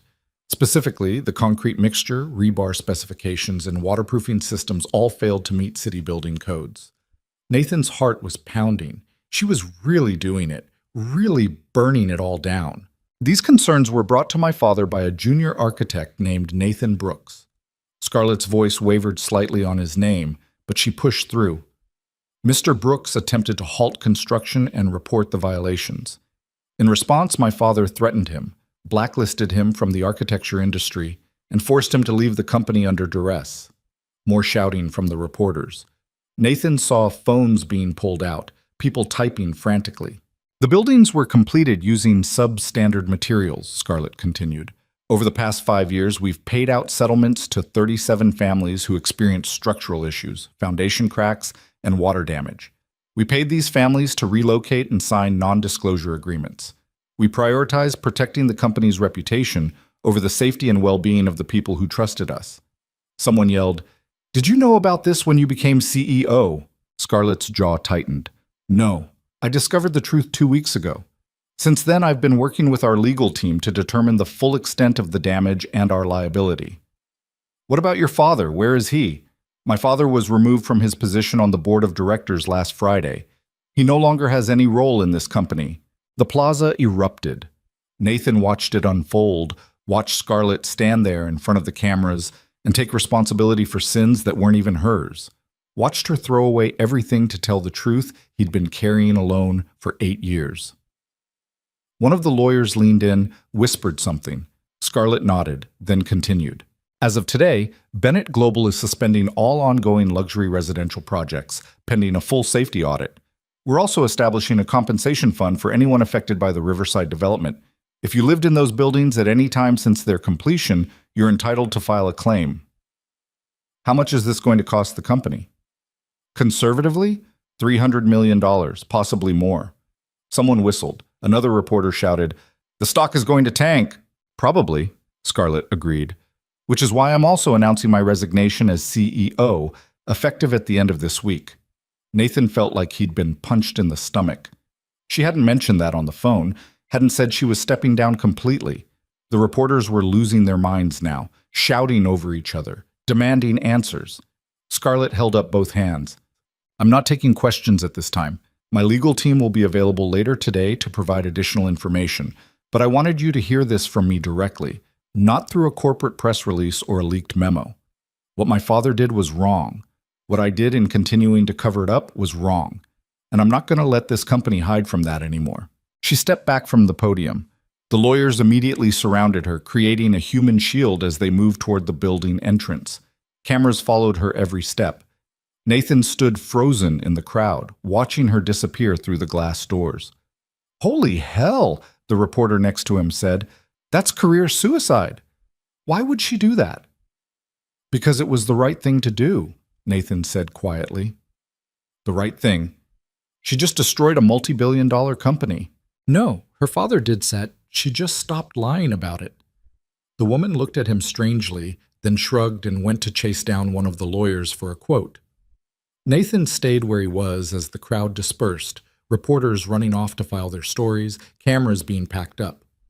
The plaza slowly emptied until it was just him and a couple of security guards standing around looking shell-shocked. His phone rang. Unknown number. Again. "Nathan Brooks?" A man's voice, clipped and professional. "Yeah. This is David Chen, Senior Counsel for Bennett Global. I'm calling to inform you that effective immediately, your employment has been terminated." Nathan had been expecting it, but it still hit hard. "On what grounds?" "At-will employment, no grounds required. Your final paycheck will be direct deposited by Friday. HR will be in touch about Cobra and your 401k. Do you have any questions?" "Just one. Did Richard Bennett order this?" A pause. "Mr. Bennett is no longer with the company." "That's not an answer. It's the only one I'm authorized to give. Have a good day, Mr. Brooks." The line went dead. Nathan stared at his phone, then up at the building towering above him. Somewhere in there, Richard Bennett was probably watching his empire crumble and deciding who to punish for it. Nathan had just made the list. He should feel angry, should feel scared about losing his job, his income, his ability to provide for Emma. But mostly he just felt tired. Tired of fighting, tired of losing, tired of Richard Bennett having power over his life. "Nathan?" He turned. Scarlett stood in the building entrance, still flanked by the lawyers but staring at him with an expression he couldn't quite read. You came, she said. Yeah, I came. She said something to the lawyers, who looked unhappy but moved away, giving them space. Scarlett walked over slowly, like she was approaching something that might bolt. I didn't think you would. I didn't think I would either. Did you hear all of it? You really did it. I really did. She tried to smile, but it came out shaky. My phone's been ringing nonstop for the past hour. Board members demanding my resignation immediately. Investors threatening lawsuits. The press tearing me apart on social media. And your father? Her face went hard. Hasn't called. Hasn't texted. Nothing. He will. Once he figures out his next move. Let him. I'm done being afraid of him. Nathan believed her. She looked different somehow, lighter, despite everything she'd just lost. Like telling the truth had lifted a weight she didn't even know she'd been carrying. I'm sorry, he said. For what? That you had to do this alone. That you had to be the one to fix his mess. I wasn't alone, you were here. Her eyes searched his face. That means more than you know. I got fired, by the way, about 5 minutes ago. Scarlett's face went pale. What? HR called, terminated my employment effective immediately. That son of a... She pulled out her phone, started dialing. Nathan caught her wrist. Don't! He can't do this. He doesn't even work for the company anymore. Apparently he still has friends who do. I'll fix this. I'm still CEO for 4 more days. I can reverse it. I can... Scarlett, stop. She did, but her eyes were blazing. He's punishing you for what I did. Yeah, that's kind of his thing. It's not fair. None of this is fair. But I'm done letting him control my life. Nathan let go of her wrist. You were right. About me killing myself doing a job I hate. About Emma deserving better. About all of it. So what are you going to do? I don't know yet, but I'm going to figure it out. One of the lawyers called out. Ms. Bennett, we need to go. The emergency board meeting is in 20 minutes. Scarlett glanced back, then at Nathan. I have to go. Handle your crisis. I'll be fine. Will you? She reached out, almost touched his arm, then pulled back. Because I just blew up both our lives, and I'm not sure either of us is actually fine. We will be. Eventually. Nathan, she stopped, started again. Can I see you later? After the board meeting? I know I don't have the right to ask, but why? Because I need to know you're okay. Because I need to tell you something I should have said 8 years ago. Because I'm terrified of facing the rest of this day alone. The honesty in her voice cracked something open in Nathan's chest. Where? Anywhere. Your choice. Nathan thought about his tiny apartment, about Emma coming home from school, about the life he'd built that was private and separate from all of this. There's a coffee shop on Amsterdam and 74th, Joe's. Meet me there at 6. I'll be there. She started to leave, then turned back. Nathan, thank you for believing I could do the right thing, even when I didn't believe it myself. Before he could respond, she was gone, swept away by lawyers and security and the chaos of her collapsing world. Nathan stood in the empty plaza for a long time, trying to process what had just happened, trying to figure out what came next. His phone rang. Jenkins. Turn on the news, Jenkins said without preamble. Any channel, you're not going to believe this. I was there. You were... Brooks, what the hell is going on? Long story. The CEO just resigned. She admitted to covering up building violations. The stock dropped 40% in 20 minutes. People are losing their minds. Jenkins paused. And you were there. Yeah. Why? Nathan looked up at the building one more time, at all that glass and steel and money. Because someone needed to tell the truth, and I wanted to watch it happen. Well, congratulations. The whole company's probably going to implode now. We'll all be out of jobs by Friday. I got fired this morning. Jenkins swore, long and creative. This have something to do with the elevator thing? Everything has to do with the elevator thing. I'm too old for this drama. You know that, right? I'm 63 years old. I was supposed to retire next year. Now I'm going to be looking for work. I'm sorry, Jenkins. Not your fault. Well, maybe a little bit your fault, but mostly that CEO's fault. And her bastard father. Another pause. You okay, kid? The question surprised Nathan. Jenkins wasn't the emotional type, wasn't the type to ask about feelings or offer comfort. I don't know yet, Nathan said honestly.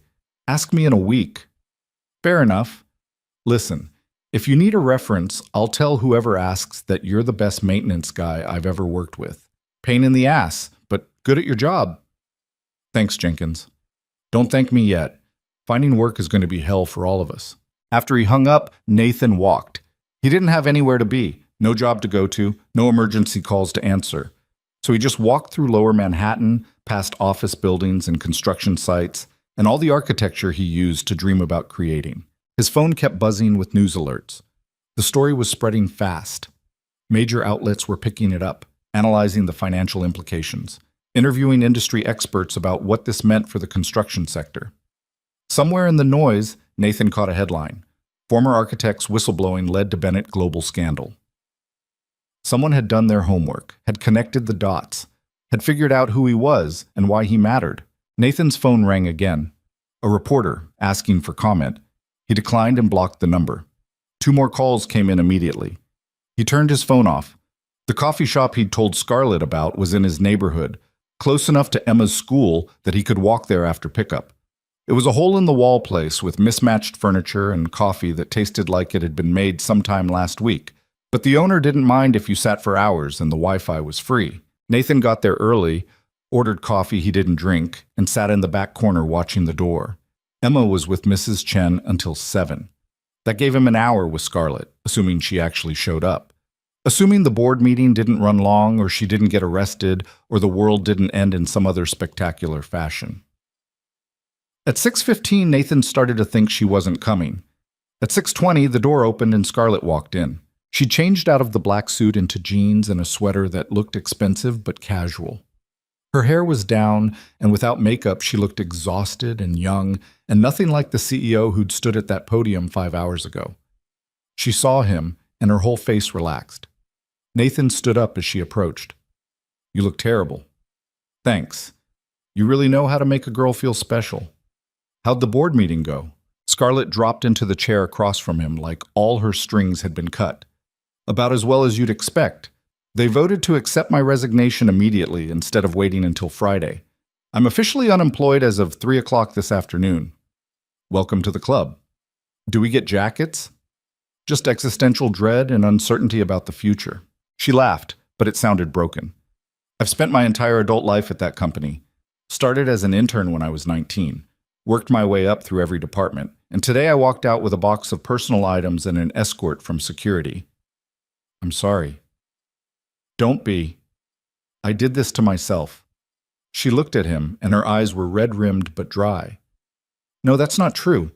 I did this because you made me remember what integrity looks like, what it costs." "Integrity is overrated," says the man who gave up everything rather than compromise his principles. Nathan didn't have an answer for that. The barista came over and Scarlett ordered tea. They sat in silence until it arrived, steam curling up from the chipped ceramic mug. "My father called," Scarlett said eventually. "Right after the board voted me out." "What did he say?" "That I was an idiot. That I destroyed everything he built. That I betrayed the family." She wrapped her hands around the mug. "Then he told me I was dead to him and hung up." "Scarlett, I'm fine. Actually, I'm better than fine. Because for the first time in my life, I don't have to wonder if I'm becoming him. I know for certain I'm not." "You were never him." "Wasn't I? I covered up Riverside for 3 years, Nathan. I knew something was wrong with those buildings, and I kept paying people to stay quiet. I told myself I was protecting jobs, protecting shareholders, protecting the company's reputation. But really, I was just protecting my father's legacy. And now you're not." "Now I'm not," she agreed. "Now I'm unemployed, probably unhireable, and definitely going to be sued by approximately everyone. But at least I can sleep at night." Nathan took a drink of his terrible coffee. "You said you needed to tell me something you should have said 8 years ago." Scarlett's hands tightened on her mug. "Right, that." "You don't have to." "I do. Because if I don't say it now, I never will." She took a breath. 8 years ago, when you disappeared, I was devastated, but I was also relieved. That wasn't what Nathan expected. Relieved? You were so good, Nathan, so certain about right and wrong. You made me want to be better, and that was terrifying. Because being better meant standing up to my father, and I wasn't ready to do that. She looked down at her tea. When he told me you'd betrayed us, part of me wanted to believe it. Because if you were a liar and a thief, then I didn't have to feel guilty about choosing him over you. Scarlett, or shame, in. Let me finish. Please. She looked up, and her eyes were swimming with tears. I spent 8 years convincing myself I'd made the right choice, that you were the problem, that my father was protecting me. And all that time, you were out there raising a daughter alone and working a job you hated because I was too much of a coward to question the man who lied to both of us. You didn't know. I should have known. I should have trusted you, should have fought for you, should have done literally anything except believe his story without question. A tear slipped down her cheek. I'm so sorry, Nathan, for all of it, for not being brave enough then, for not being the person you needed me to be. Nathan reached across the table, caught the tear with his thumb. You were 22, I was 24. We were kids. That's not an excuse. No, but it's the truth. They sat like that for a moment, his hand against her face, her eyes closed. Then Scarlett's phone rang. She pulled back, checked the screen, and her face went white. It's my lawyer, the one handling the Riverside cases. Answer it. She did, putting it on speaker. Michelle? Scarlett, we have a problem. The lawyer's voice was tight with stress. Richards filed an injunction. He's claiming you had no authority to establish the compensation fund or suspend the projects.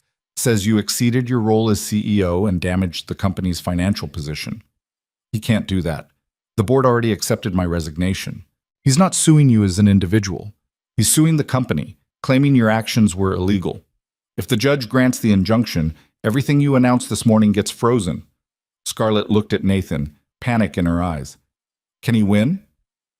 Maybe, if he can prove you acted outside your authority or in bad faith. Michelle paused. He's also filed a defamation suit against you personally, claims you lied about his involvement and damaged his reputation. I didn't lie. Everything I said was documented. I know, but he's got 3 lawyers and unlimited resources. This is going to get ugly, Scarlett. Really ugly. After she hung up, Scarlett just sat there, staring at nothing. He's going to destroy me, she said quietly. He's going to drag this out in court for years. I don't have the money to fight him. I don't have... Yes, you do. She looked at Nathan. What? You have the truth. And you have me. Nathan, you don't have to... I was there. I documented everything. I still have copies of the engineering reports, the emails, all of it. He leaned forward. I can testify. I can prove everything you said was true. If you do that, he'll come after you too. Let him. I'm done being afraid of Richard Bennett. You'll lose everything. I already lost everything 8 years ago. What's he going to take now? My studio apartment?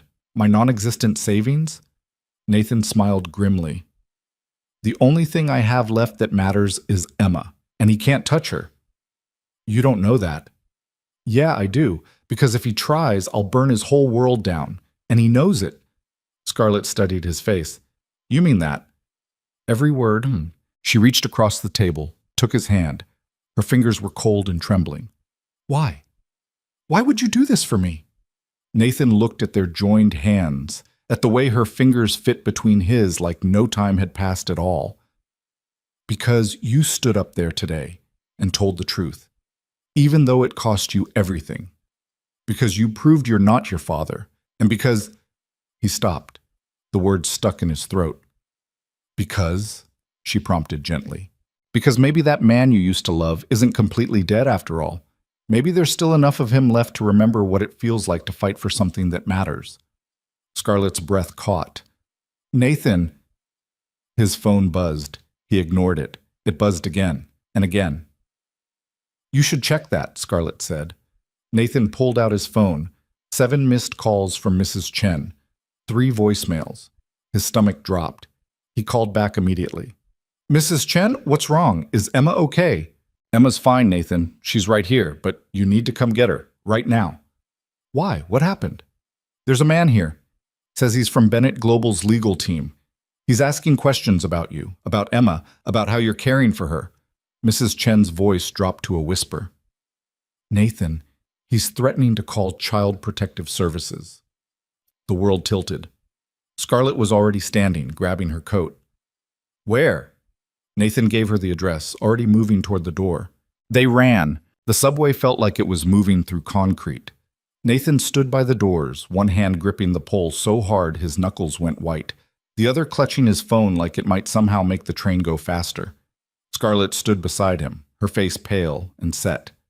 He wouldn't, she said for the third time. He wouldn't go after Emma. That's too far, even for him. Nathan didn't answer. Didn't trust himself to speak without his voice breaking. The train lurched to a stop at 72nd Street. They pushed through the crowd, took the stairs 2 at a time, and ran the 4 blocks to Mrs. Chen's building. Mrs. Chen lived on the 2nd floor of a brownstone that had been converted into apartments sometime in the 70s. Her door was already open when they arrived, and Nathan could see her standing in the hallway, her arms crossed, her expression thunderous. He's in the living room, she said quietly. Emma's in Marcus's bedroom. She doesn't know what's happening, but she's scared. Nathan moved toward the living room, but Mrs. Chen caught his arm. Nathan, be smart. He's recording everything on his phone. Don't give him ammunition. Nathan nodded, though every instinct screamed at him to punch whoever was in that room and deal with the consequences later. The man sitting on Mrs. Chen's couch was in his 40s, wearing a suit that probably cost more than Nathan's monthly rent. He had a briefcase open on the coffee table and his phone propped up on a stack of books, camera pointed at the door. Mr. Brooks? The man stood, offered his hand. I'm Gerald Hutchins, attorney representing Bennett Global Industries. Nathan ignored the hand. What the hell are you doing here? I'm conducting an investigation into your fitness as a parent. On whose authority? Mr. Richard Bennett's. As a concerned citizen who's become aware of certain circumstances regarding your daughter's welfare. My daughter's welfare is none of his business. Hutchins smiled, cold and professional. Actually, when a child's safety is potentially at risk, it becomes everyone's business. I have some questions about your living situation, your employment status, and your ability to provide adequate care for a special needs child. Don't call her that. She's deaf, is she not? That qualifies as a disability under... Get out. Mr. Brooks, if you refuse to cooperate, I'll have no choice but to file a report with Child Protective Services recommending an immediate investigation. Scarlett stepped forward. You're not filing anything. Hutchins' eyes widened slightly. Ms. Bennett, I didn't realize you were involved in this situation. I wasn't, until about 30 seconds ago when I realized my father sent you to threaten a 6-year-old child. I'm not threatening anyone. I'm ensuring that a vulnerable child is being properly cared for. By ambushing her caretaker and recording conversations without consent? I have every right to... Yeah, you have nothing. Scarlett's voice went cold in a way Nathan had never heard before. The CEO voice, the one that probably made boardrooms fall silent. You're here on my father's orders to harass Nathan Brooks in retaliation for my press conference this morning. That's witness intimidation at minimum, possibly criminal harassment. Hutchins' professional smile slipped. That's a serious accusation. And I have lawyers who would love to prove it in court. Want to keep recording this conversation? Because I'll happily repeat everything for the camera. The attorney's hand moved toward his phone. I wouldn't, Scarlett said. That footage becomes evidence the moment you try to use it against Mr. Brooks. A standoff. Hutchins looked between them, calculating. Nathan could see him weighing options, deciding whether Richard Bennett's money was worth whatever trouble Scarlett was threatening. Finally, he reached over and stopped the recording. Mr. Bennett will hear about this. I'm counting on it, Scarlett said. Tell him his daughter says hello, and that if he comes near Nathan or Emma again, I'll make this morning's press conference look like a friendly chat. Hutchins packed up his briefcase with deliberate slowness, making a show of how unbothered he was. But his hands shook slightly when he picked up his phone. At the door, he turned back. This isn't over. Yes, Nathan said quietly. It is. Because if you or anyone else Richard sends shows up anywhere near my daughter again, I'm filing a restraining order. And then I'm calling every reporter who covered Scarlett's press conference and telling them exactly what kind of man Richard Bennett really is. You signed an NDA 8 years ago. Pretty sure the statute of limitations on enforcing it has passed. Want to test that theory in court?" Hutchins left without another word. The door clicked shut, and Nathan's legs gave out. He sat down hard on Mrs. Chen's couch, his head in his hands, trying to breathe. "Emma," he managed. "Where?" "I'll get her," Mrs. Chen said gently. Scarlett sat beside him, not quite touching. "Are you okay?" "No, not even close." "He's never going to stop, is he?" "Your father. He's going to keep coming after me, after Emma, until—" Nathan's voice cracked.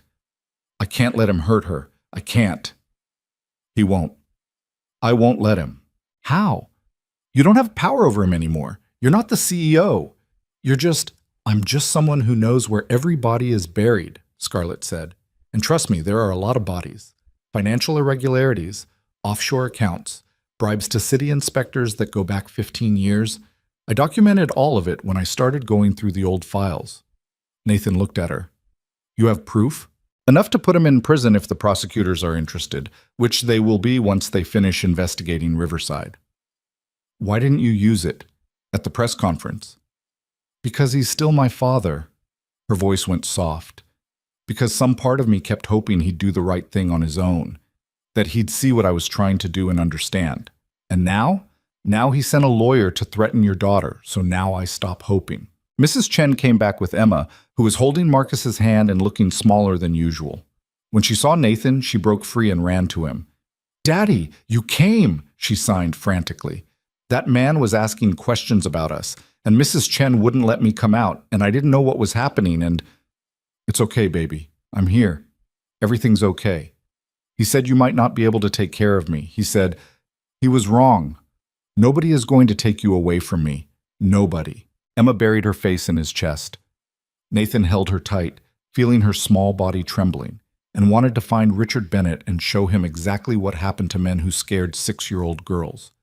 Scarlett knelt down beside them. "Emma, do you remember me?" Emma pulled back slightly, nodded. "I'm really sorry that man scared you. He had no right to do that, and he's never coming back. I promise." "How do you know?" Emma signed. Scarlett glanced at Nathan for help with the translation. He provided it, and she turned back to Emma. "Because I'm going to make sure of it. Your dad and I are going to fix this so nobody bothers you again." "Are you his friend now?" Scarlett looked at Nathan. "I'm trying to be." "Good," Emma signed. "He needs more friends. He only has Mrs. Chen and Jenkins." Mrs. Chen laughed. "Out of the mouths of babes." They stayed for another hour.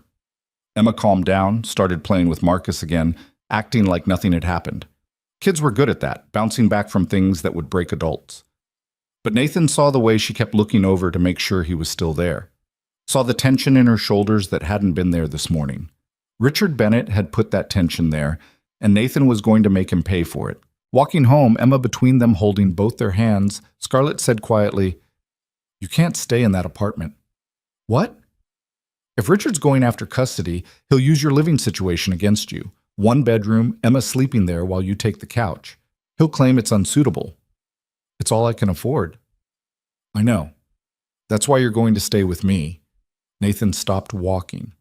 Emma kept going for a few steps before she realized and turned back, confused. "That's crazy," Nathan said. "No, what's crazy is letting my father manufacture evidence that you're an unfit parent. I have a 3-bedroom apartment sitting empty most of the time. Emma can have her own room, you can have your own room, and Richard can't claim you're living in poverty." "Scarlett, it makes sense strategically. We barely know each other anymore." "Then we'll get to know each other again." She looked down at Emma, who was watching them both with sharp, curious eyes. "Unless you have a better idea?" He didn't. Hated that he didn't. Hated that she was right and that accepting her help felt like admitting defeat. "What are you talking about?" Emma signed. "I can tell it's important." Nathan knelt down. "Scarlett thinks it would be better if we stayed at her apartment for a while, just until some stuff with my old job gets figured out. We'd live with the pretty lady?" "Temporarily." Emma looked at Scarlett, then back at Nathan. "Does she have a TV?" Scarlett smiled. "I have 3. Can I have my own room?" "The biggest one." Emma turned to Nathan. "I think we should do it." "Just like that?" You're always saying we should try new things. This is a new thing. Kids. They made impossible decisions sound simple. Nathan looked at Scarlett. If we do this, and I'm not saying we are, there have to be rules. Name them. This is temporary, just until the legal stuff settles down. Agreed. Emma comes first, always. If this arrangement isn't working for her, we leave. Of course. And we're not... He gestured vaguely between them. This isn't us getting back together. This is practical. Strategic. Something flickered across Scarlett's face, but she nodded. Practical. Strategic. I understand. Okay then. Okay, we're doing it? Emma signed excitedly. Okay, we're doing it. Emma threw her arms around Scarlett's legs, which seemed to surprise both of them. Scarlett looked down at the small person hugging her, and her expression went soft and terrified at the same time. When do you want to move? She asked. Tomorrow, I guess. I don't have much to pack. Tomorrow works. I'll have my assistant. Wait, I don't have an assistant anymore. She laughed, but it sounded brittle. I'll figure it out. Text me when you're ready, and I'll send a car. We can take the subway. With all your stuff and a 6-year-old, let me send a car.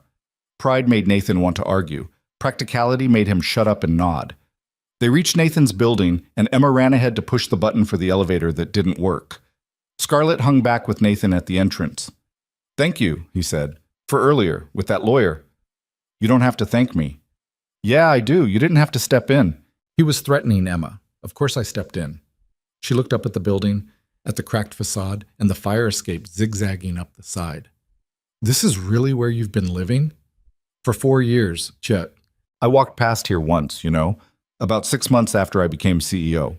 I was coming back from a site visit in the Bronx, and my driver took this route. I looked up and thought about how different this neighborhood was from mine. Never occurred to me you might be inside one of these buildings. Would it have mattered if you'd known? Yes, she said quietly. It would have mattered. Emma came back, pulling on Nathan's hand. Come on, Daddy. I want to show you something I drew at school. I'm coming, baby. Scarlett stepped back. I'll see you tomorrow. Yeah, tomorrow. She walked away, her hands in her pockets, looking lost in the middle of the sidewalk.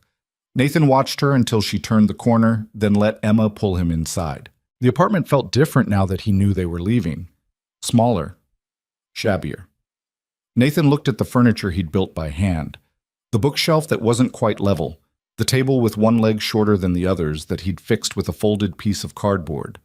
He'd been proud of this place once, proud that he'd created a home for Emma with nothing but determination and whatever he could afford at the thrift store. Now it just looked like what it was, proof that he'd failed to give his daughter the life she deserved.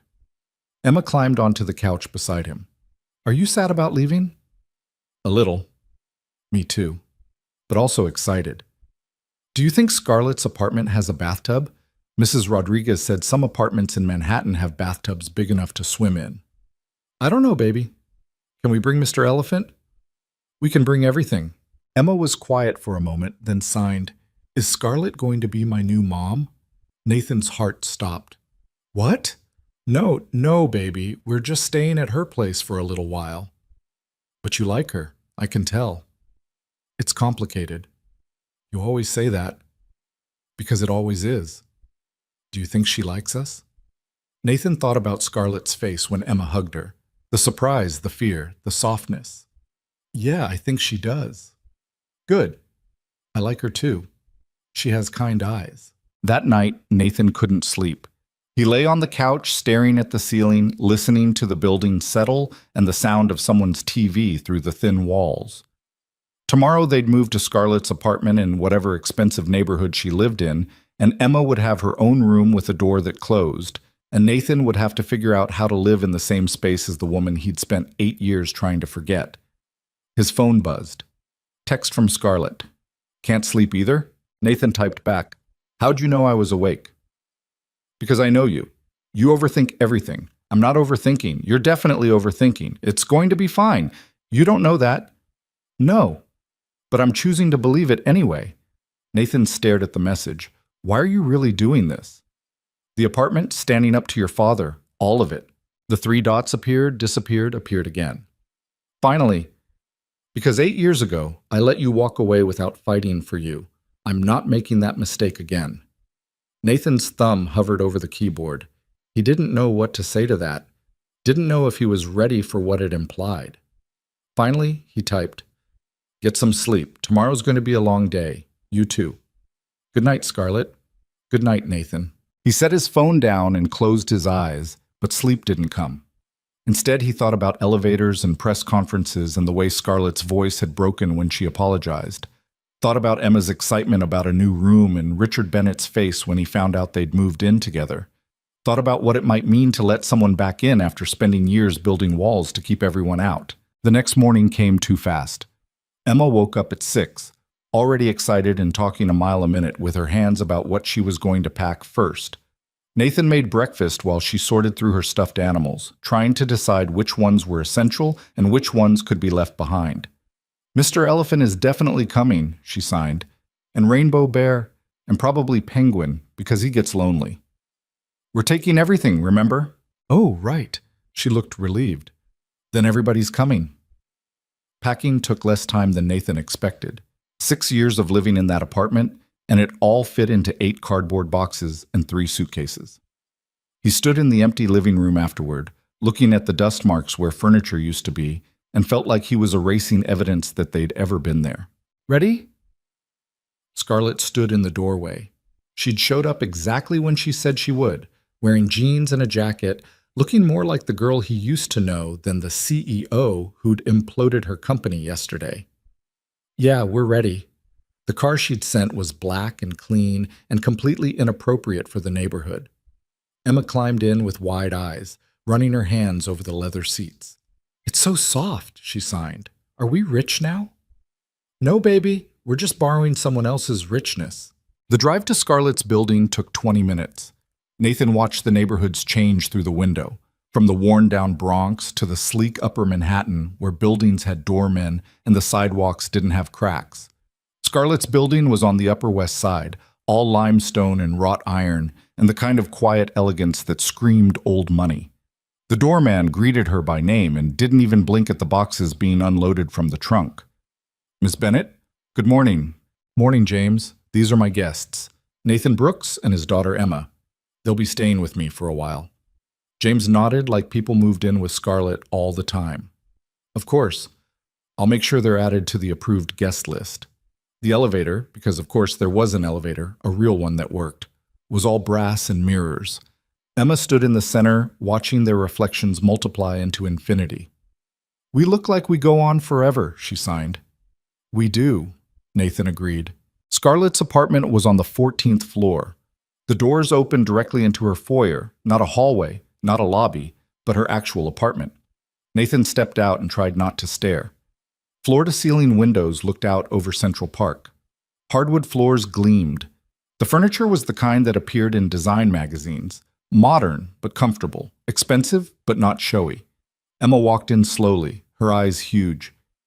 "Daddy, this is like a castle." "It's a little big," Scarlett said, and she actually sounded apologetic. "I bought it 3 years ago when I became CEO. Probably overcompensated." "A little," Nathan agreed faintly. "Emma's room is this way." Scarlett led them down a hallway. "I had it cleaned yesterday, but if you want to change anything, paint it, whatever. It's yours." The room was twice the size of Emma's old bedroom. It had its own bathroom, a walk-in closet, and windows that looked out at the park. The walls were pale blue, neutral, and calm. Emma ran to the window, pressing her hands against the glass. "I can see trees! So many trees!" "There's a park across the street," Scarlett explained. "We can walk there whenever you want." "Can we go now?" "After we unpack." "But Daddy, there are trees." Nathan smiled despite everything. "Later, baby. I promise." Scarlett showed him his room next. Down the hall, equally large, equally nice. It had a real bed, not a couch. A desk by the window, space for all his things and room left over for things he didn't have. "There's a study across the hall," Scarlett said, "and a second bathroom. Kitchen's back toward the main living area. Make yourself at home." "This is—" Nathan didn't know how to finish that sentence. Too much, too generous, too dangerous. "It's just space," Scarlett said quietly. Space I'm not using. You might as well. They spent the afternoon unpacking. Emma arranged her stuffed animals on the bed with meticulous care, then rearranged them twice. Nathan put his clothes in the closet and felt like a fraud, his thrift store shirts hanging next to empty space meant for a wardrobe he'd never own. Around 4, Scarlett knocked on his open door. I'm ordering dinner. What does Emma like? Pizza. She'd eat pizza every day if I let her. Pizza it is. Any allergies? No. Good. She hesitated in the doorway. This is weird, right? Us living here together? Extremely weird. Okay.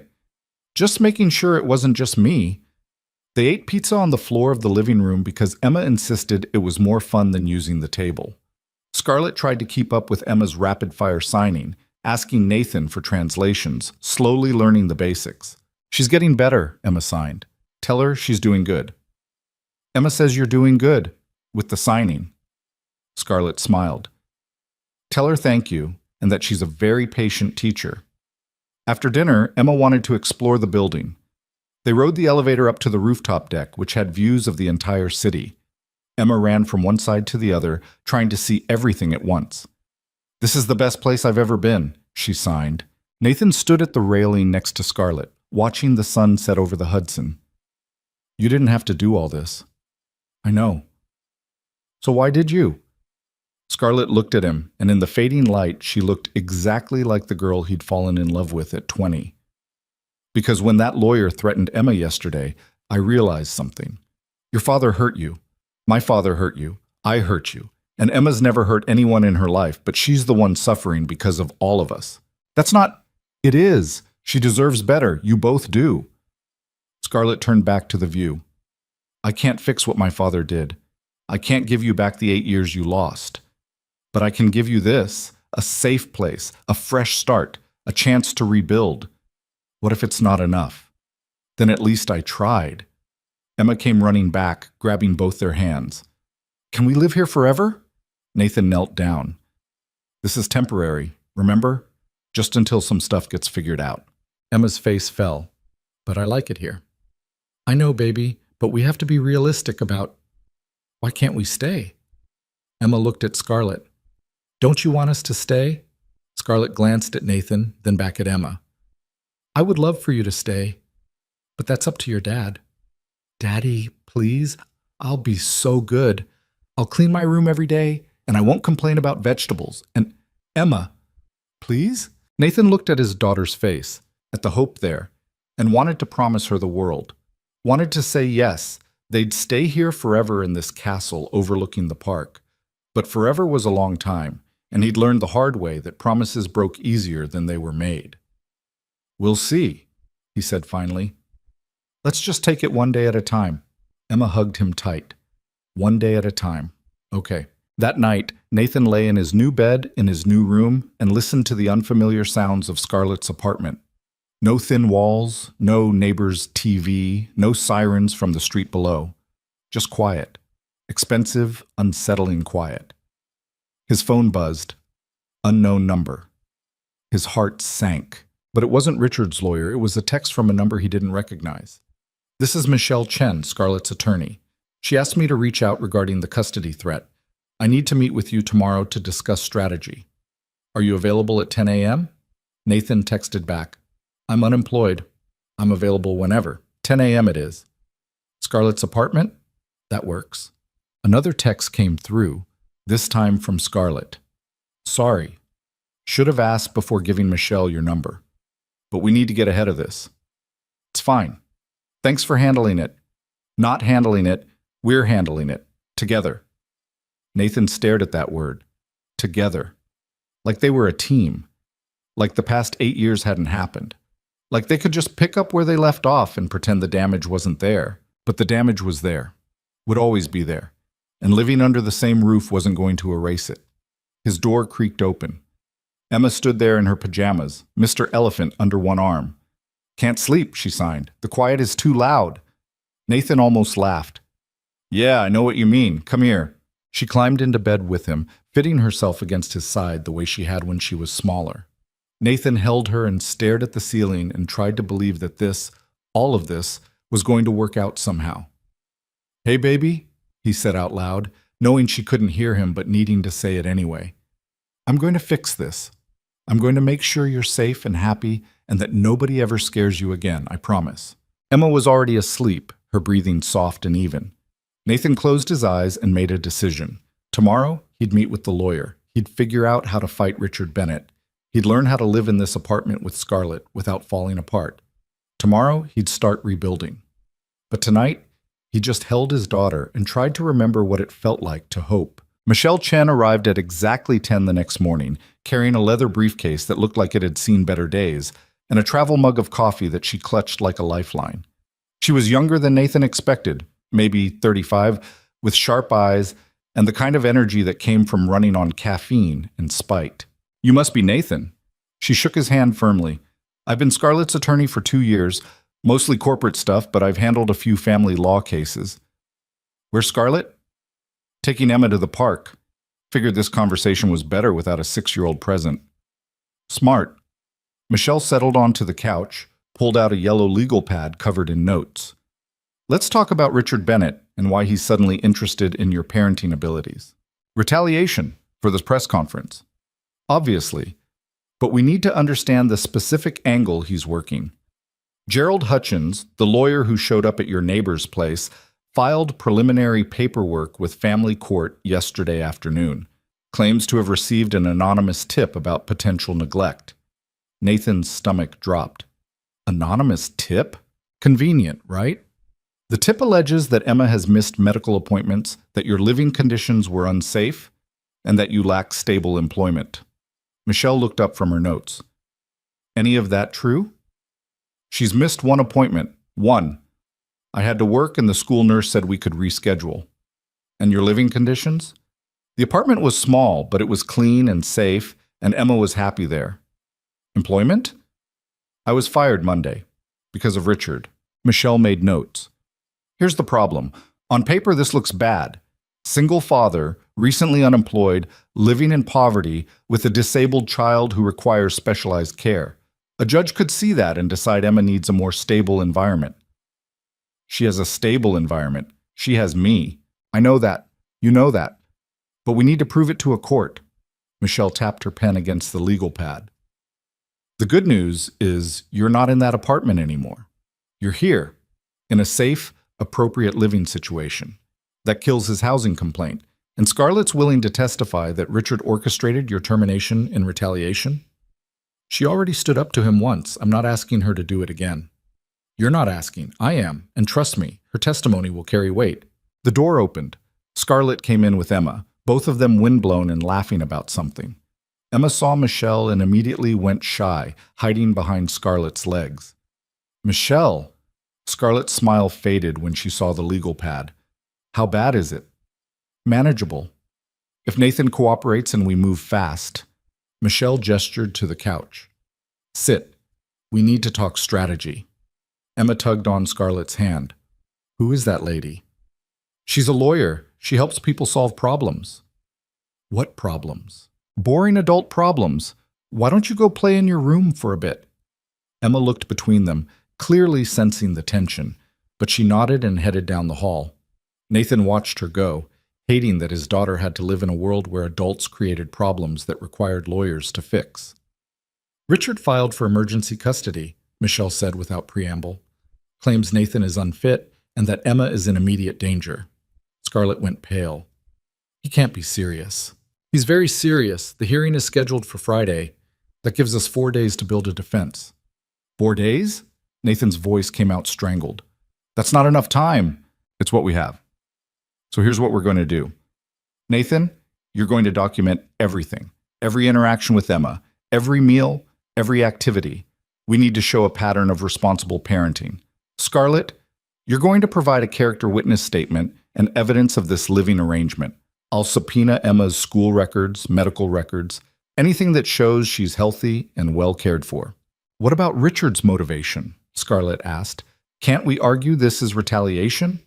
We can and will, but family courts care about one thing, the child's best interests. We need to prove that Emma thriving with Nathan, regardless of why Richard's coming after him. Nathan's hands were shaking. He pressed them against his knees, willing them to stop. What happens if we lose? Michelle's expression softened. Let's not think about that yet. What happens if we lose? He repeated. Temporary custody would likely go to Richard while a full investigation is conducted. That could take months. No. The word came out flat and final. That's not happening. He's not taking my daughter. Then we make sure we win. After Michelle left, Nathan sat on the couch staring at nothing. Scarlett sat beside him, close but not touching, letting the silence stretch. I'm sorry, she said finally. This is my fault. If I hadn't done the press conference, don't apologize for doing the right thing. The right thing is about to cost you Emma. The right thing already cost me everything 8 years ago. At least this time I'm not fighting alone. Scarlett looked at him, and something in her expression shifted. Nathan, I need to tell you something about that night, the night you disappeared. Scarlett, please. I need to say this. She took a breath. After you left, after my father told me you'd betrayed us, I tried to find you. For months. I hired investigators, called everyone we knew, checked every hospital and police station. I was terrified something had happened to you. I was in Pennsylvania, working construction. I know that now, but then I thought you were dead, or that you'd left because I wasn't enough, because I'd chosen my father over you one too many times, and you finally gave up. Nathan's throat tightened. It wasn't about you. I know, it was about Emma, about protecting your daughter, but part of me wishes... She stopped, started again. Part of me wishes you'd told me the truth. Let me help. Let me be there for you. Would you have believed me if I'd told you your father was lying? Scarlett was quiet for a long moment. I want to say yes, but honestly, I don't know. I was so desperate to believe he was the man I thought he was. The father who took me to work with him on Saturdays and taught me about buildings and made me believe I could run a company someday. Her voice broke. It took me 8 years to see him clearly. 8 years too late. It's not too late. You're seeing him now. And look where it got us. He's trying to take Emma away. He's destroying both our lives. How is that not too late? Nathan turned to face her. Because we're still here, still fighting, still trying to do the right thing even when it costs us everything. That matters, Scarlett. That means something. She looked at him with tears in her eyes. Does it? Because from where I'm sitting, doing the right thing just makes you a target. Yeah, it does. But the alternative is becoming him. And I'd rather lose everything than become Richard Bennett. Even Emma? The question hit like a punch. Nathan stood up, walked to the window, stared out at Central Park stretched below them. I won't lose Emma. I can't. But if you did, then I'd fight to get her back. Every single day. For the rest of my life, if that's what it took. He turned around. That's what doing the right thing means sometimes. It means you fight even when you're losing. You stand up even when you're scared. You protect the people you love even when the whole world tells you to quit. Scarlett wiped at her eyes. When did you get so wise? When I became a father. Kids have a way of making you figure out what actually matters. Emma appeared in the doorway, Mr. Elephant under her arm.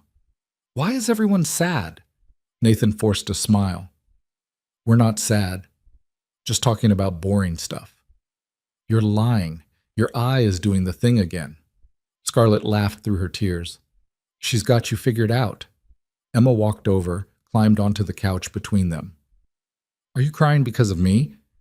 No, baby, Nathan signed. We're just worried about some grown-up things.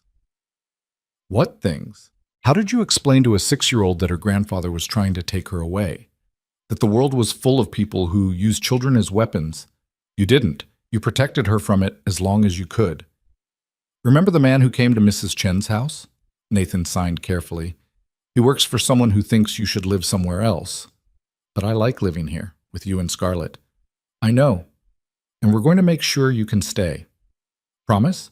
Nathan looked at Scarlett, at the fear in her eyes that probably matched his own. Then he looked back at Emma and signed something he hoped he could make true. Promise.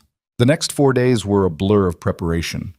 Michelle came back twice more with lists of documents they needed, questions Nathan had to answer, strategies they had to plan. Emma's teacher provided a glowing letter about her progress and Nathan's involvement in her education. The school nurse documented every medical appointment, every vaccination, proving that Emma was healthy and well cared for. Mrs. Chen showed up Wednesday afternoon with a casserole and a determination to testify if needed. "That man threatened a child," she said, her accent thickening with anger. "I'll tell the judge exactly what kind of person does that." Even Jenkins called. "Heard about the custody thing? It's bullshit, Brooks. You're the best father I know. If you need me to testify to that, I will." Nathan thanked him, surprised by how many people were willing to stand up for him.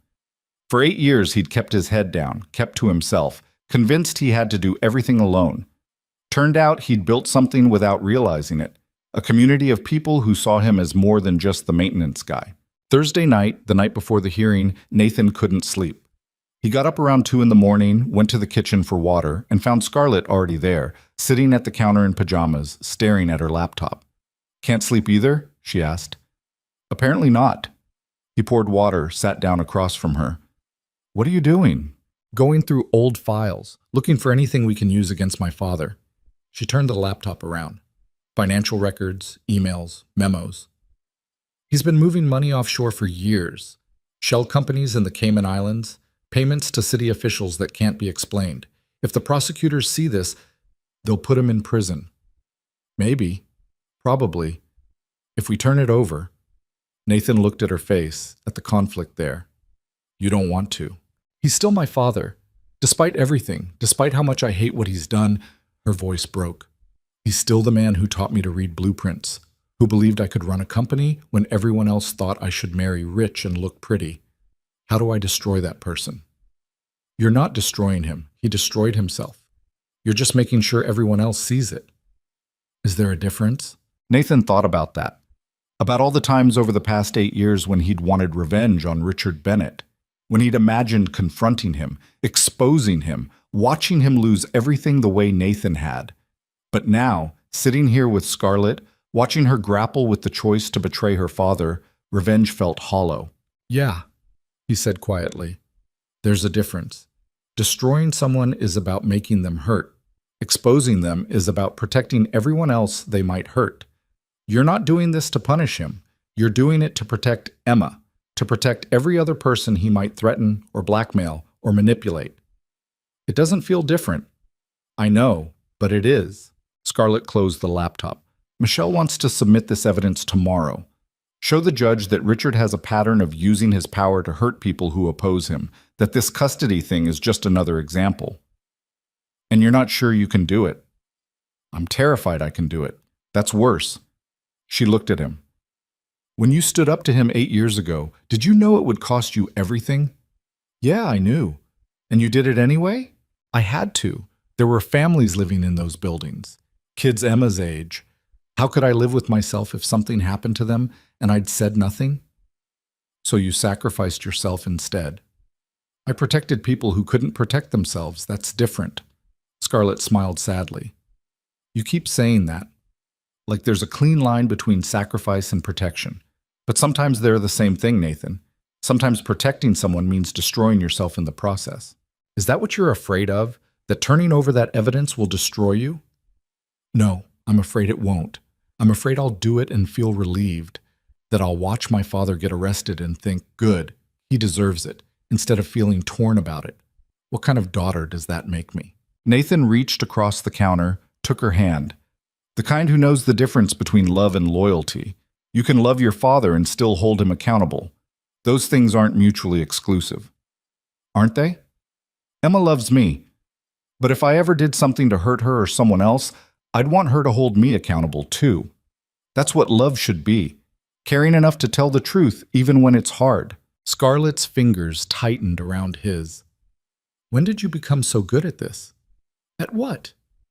"At knowing exactly what to say. At making impossible choices sound simple. They're not simple.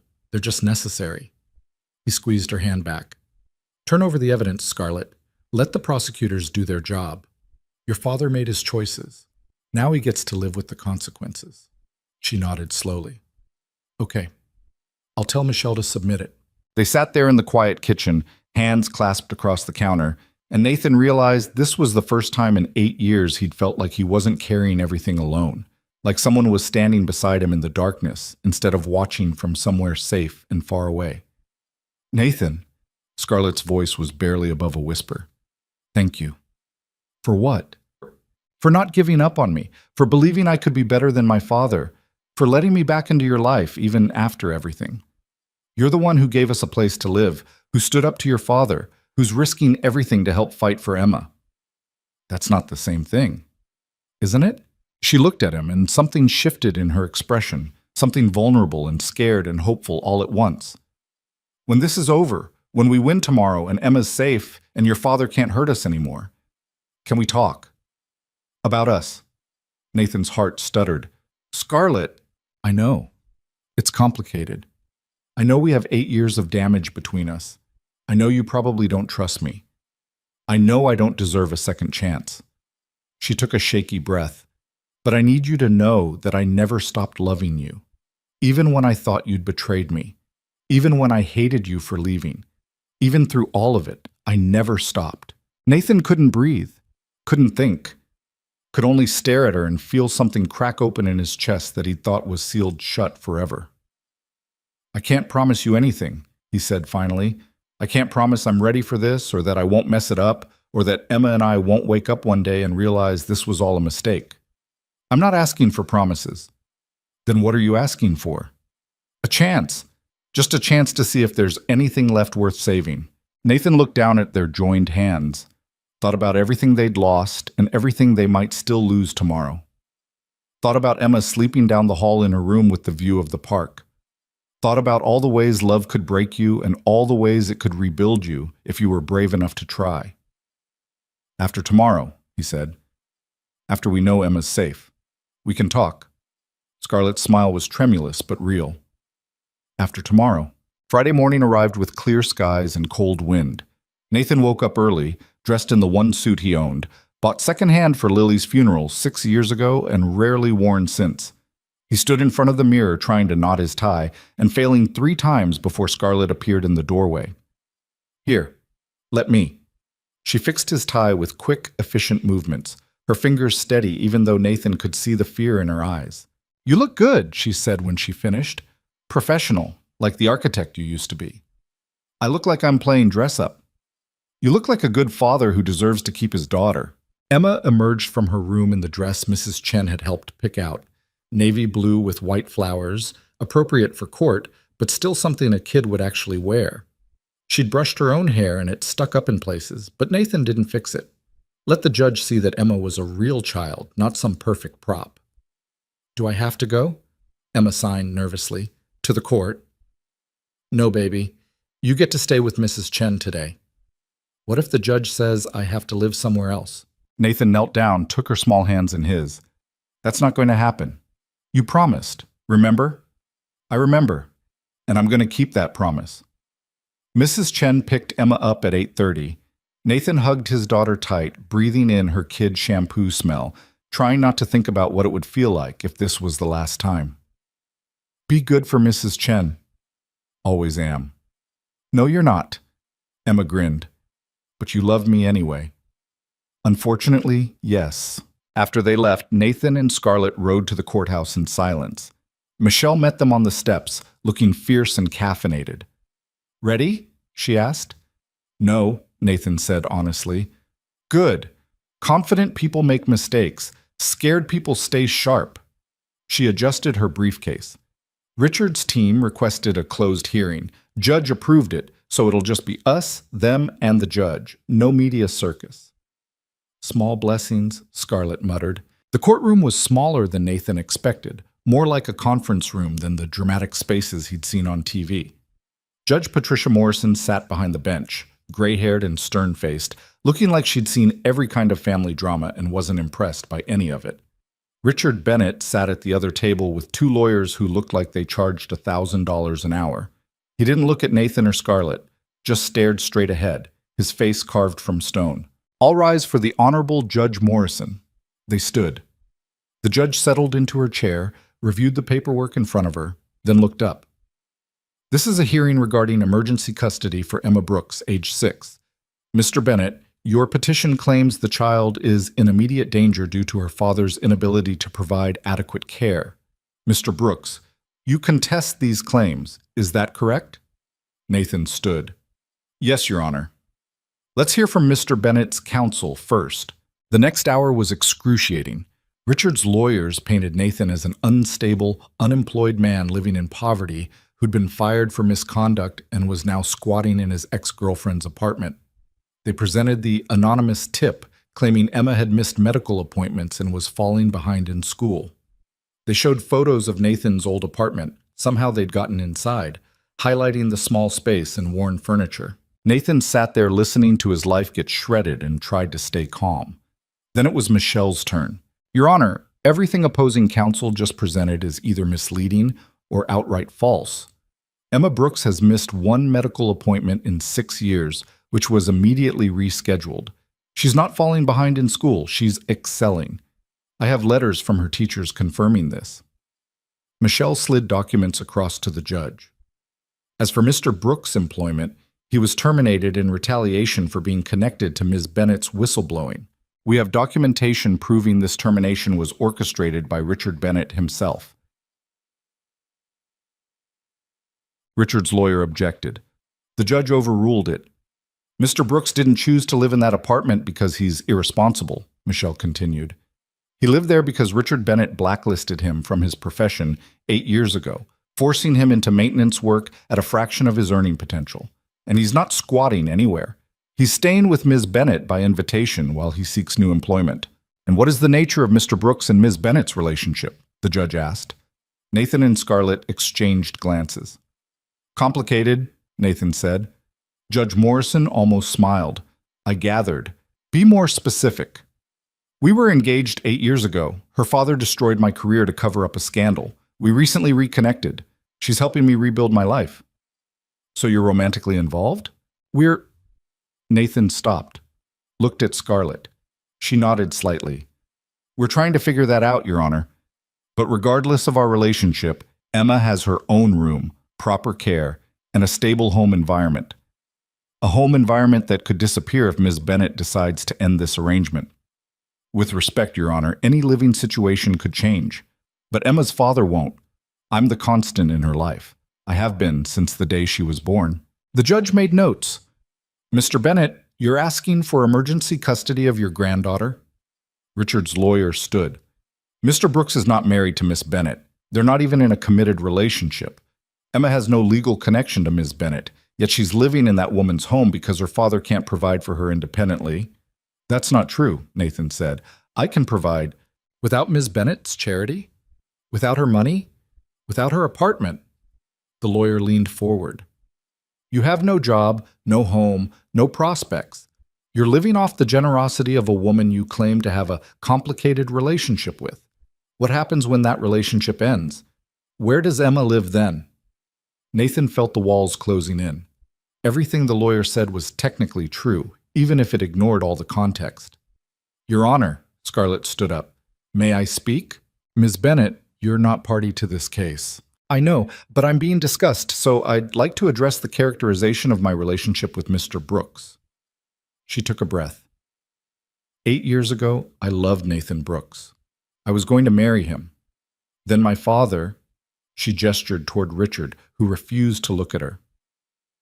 Then my father lied to me, told me Nathan had betrayed us, destroyed Nathan's career to protect a construction scandal that's now public knowledge. I believed those lies because I was young and stupid and couldn't imagine my father would hurt someone I loved. Mam daki ochi says. Ms. Bennett, the judge warned. I'm almost finished. Nathan isn't living with me out of charity. He's living with me because I'm trying to make up for 8 years of damage my family caused. Because his daughter deserves stability and safety. And because, her voice broke slightly, because I still love him.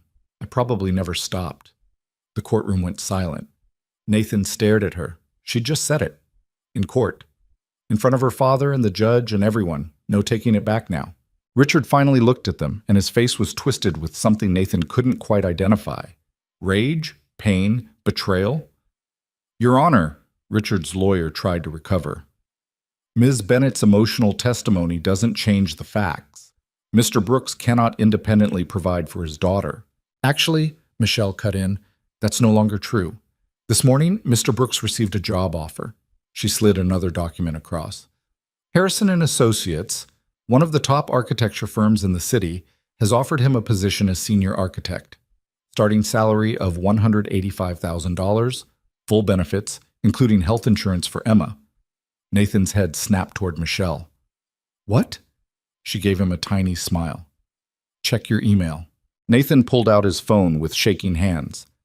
Sure enough, there it was, an email from Thomas Harrison himself, offering Nathan a position and apologizing for believing Richard Bennett's lies 8 years ago. This is convenient timing, Richard's lawyer said skeptically. It's timing based on Mr. Brooks' reputation finally being cleared, Michelle countered. When Miss Bennett went public about her father's corruption, multiple firms reached out to Mr. Brooks. Harrison's was simply the first to make a formal offer. Judge Morrison reviewed the offer letter. This appears legitimate. Mr. Bennett, your case rests on the claim that Mr. Brooks cannot provide adequate care. If he has gainful employment and stable housing, the housing is contingent on his relationship with my daughter, who has stated on record that she's committed to supporting him. She's unstable. She destroyed her own company. I exposed corruption, Scarlett said coldly. There's a difference. You betrayed your family. You threatened a 6-year-old child. Enough. Judge Morrison's voice cracked like a whip. Mr. Bennett, I've reviewed all the evidence. I've heard testimony from Mr. Brooks' neighbors, Emma's teachers, and her medical providers. They all paint the same picture. A devoted father raising a happy, healthy child under difficult circumstances. Circumstances that your actions created. Your Honor, I'm not finished. This emergency custody petition appears to be motivated by personal vendetta rather than genuine concern for the child's welfare. The evidence submitted by your legal team is either misleading or completely negated by Mr. Brooks' current situation. She looked at Nathan. Mr. Brooks, I'm denying the emergency custody petition. Emma will remain in your care. Nathan's legs almost gave out. Scarlett grabbed his arm, steadying him. However, the judge continued, I'm ordering a follow-up review in 3 months. I want to see that your employment situation has stabilized and that Emma continues to thrive. Can you agree to that? Yes, Your Honor, absolutely. Good. Mr. Bennett, if you attempt to interfere with Mr. Brooks' parenting again, I'll hold you in contempt. Are we clear? Richard stood slowly. For the first time since Nathan had known him, he looked old, defeated. Crystal clear, Your Honor. Outside the courthouse, Nathan couldn't stop shaking. Scarlett and Michelle flanked him on the steps, and Michelle was grinning. That went better than expected, she said. The job offer was real. I may have called in some favors, let certain people know you were available, but Harrison made the decision himself. He's been following the Riverside story. He remembered you from back when you worked together. Nathan sat down hard on the steps. I can't believe it's over. It's not over, Scarlett said quietly. My father will try something else. Let him. Nathan looked up at her. Let him try. We'll deal with it. Together. That word again, together, like a promise and a question all at once.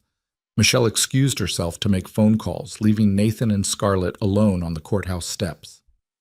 You told the judge you loved me, Nathan said. I did. In front of your father. I know. That was either the bravest or stupidest thing you've ever done. Probably both. Scarlett sat beside him. But it was true. And I'm tired of hiding from the truth. Nathan watched people walking past, going about their normal Friday business, completely unaware that his entire world had just shifted on its axis. 8 years ago, he said slowly, I thought my life was over. I thought I'd lost everything that mattered. My career, the woman I loved, my future. All of it gone. Nathan, but I was wrong. Because I gained Emma, and she became my entire world. The reason I got up every morning. The reason I kept fighting. He turned to look at Scarlett. If I let you back in, if we try this, I need you to understand that Emma comes first. Always. No matter what. I know. And I need to know that you're not going to wake up one day and decide this is too hard, that we're too damaged, that 8 years is too much to overcome. Scarlett took his hand. I can't promise we won't struggle. I can't promise it'll be easy or that we won't have days where we remember all the hurt and wonder if we're making a mistake. But I can promise I'll fight for us, the way I should have fought 8 years ago. Nathan looked at their joined hands. I'm scared. Me too. What if we screw it up? Then we'll figure it out, together. She squeezed his fingers. That's what you kept saying, right? We're in this together now. So we mess up together, we fix it together, we build something new together. You make it sound simple. It's not simple. It's terrifying. But so is walking away from the only person who's ever made me want to be better. She smiled through tears. I love you, Nathan Brooks. I loved you when we were 22 and stupid. I loved you when I thought I hated you. And I love you now, standing here on these courthouse steps, both of us broken and scared and trying to figure out if we're brave enough to try again. Nathan felt something in his chest, that sealed shut place, crack open completely. 8 years of walls and protection and keeping everyone at a distance, all of it crumbling. I love you too, he said, and the words felt like jumping off a cliff. I never stopped, even when I wanted to, even when it would have been easier. Scarlett kissed him. Right there on the courthouse steps, in front of strangers and lawyers, and probably someone's phone camera. It wasn't the perfect movie kiss. Their noses bumped and she was crying and he was shaking. But it was real. Messy and complicated and absolutely real. When they pulled apart, Scarlett was laughing. We're a disaster. The worst. Emma's going to have opinions about this. She already told me you have kind eyes. I think we're good. Kind eyes? That's what sold her? She's 6. She has simple criteria. They sat there until Michelle came back, until the courthouse steps got too cold, until Nathan remembered they had to go pick up Emma and tell her she was safe. That the judge said she could stay with her dad. That the bad man wasn't going to take her away. 3 months later, Nathan stood in Harrison and Associates' conference room, presenting his design for a community center in the Bronx. The same community center he and Scarlett had dreamed about building back when they were young architects who thought they could change the world. Thomas Harrison listened with his usual skeptical expression, asking pointed questions about load-bearing walls and budget constraints. The rest of the team took notes, offered suggestions, pushed back on details. Nathan answered every question, defended every choice, and felt something he hadn't felt in 8 years, pride in his work. When the presentation ended, Harrison leaned back in his chair. It's good, Brooks, really good. I'll forward this to the client. We should have an answer by next week. Thank you, sir. Stop calling me sir, makes me feel old. Harrison stood, shook Nathan's hand. I'm glad you're back in architecture. You've got talent most people would kill for. Shame to waste it on fixing toilets. After everyone filed out, Nathan gathered his materials and checked his phone. Text from Emma. Mrs. Chen says I did good on my math test. He texted back. That's great, baby. We'll celebrate tonight. Ice cream? Yes. Can Scarlett come? If she's not working. Another text came through, this time from Scarlett. Finished with depositions early. Coming home. Want me to pick up Emma? Home. She'd started calling the apartment home about a month ago, and it still made Nathan's chest feel tight every time. That'd be great. I'll meet you there. The apartment felt different now. Emma's artwork covered the walls. Nathan's books lined the shelves. Scarlett's coffee maker had a permanent spot on the counter. It wasn't his place or her place anymore. It was theirs. Messy and lived in and real. Emma burst through the door at 6, signing excitedly about her test in recess and the new kid in class who was teaching everyone bad words in sign language. He taught you bad words? Nathan signed with mock horror. I already knew them. Mrs. Chen's nephew taught me last year. Of course he did. Dinner was chaotic, Emma's stories overlapping with Scarlett's work updates, and Nathan's news about the community center. They ate at the kitchen counter because the dining room table was covered in Emma's art project, and nobody bothered to move it. After Emma went to bed, Nathan and Scarlett cleaned up together, moving around the kitchen in the comfortable silence of people who'd learned each other's rhythms. I got a call from the prosecutor's office today, Scarlett said, drying the last dish. They're moving forward with charges against my father, financial fraud, bribery, corruption. He's looking at 15 years minimum. How do you feel about that? Relieved, guilty, sad, angry? She set the dish down. All of it at once. Nathan pulled her into a hug. She fit against him perfectly, the way she always had. You did the right thing. Doesn't make it easier. No, but it makes it worth it. They stood like that for a while, swaying slightly, not quite dancing, but close enough. Nathan? Scarlett's voice was muffled against his chest. Yeah? Thank you. For what? For giving me a second chance, for letting me be part of this. She pulled back to look at him. For teaching me what it means to fight for something that matters. You already knew how to fight. I knew how to win. That's different. You taught me how to fight for the right reasons, even when winning costs everything. Nathan kissed her forehead. We're both still learning. Then let's keep learning together. Emma appeared in the doorway in her pajamas, Mr. Elephant under one arm. You guys are being mushy again. Go back to bed, Nathan signed. Can I sleep with you? I had a bad dream. What about? The man from Mrs. Chen's house, the one who asked questions. Nathan's chest tightened. 3 months later, and Emma still had nightmares about Richard's lawyer. Probably would for a while. Come here, baby. Emma climbed between them on the couch. Scarlett grabbed the blanket from the back and draped it over all three of them. Tell me a story, Emma signed. A good one. Nathan thought about all the stories he could tell. Fairy tales and adventures and happy endings that didn't exist in real life. But Emma deserved the truth, even if the truth was messy. Once upon a time, he signed, there was a man who loved his daughter more than anything in the world, and a woman who loved the same man but got lost for a while. And they both made mistakes, big ones, but they kept trying to do better. That's not a very good story, Emma signed. Nothing happens. Sure it does. The man got his career back.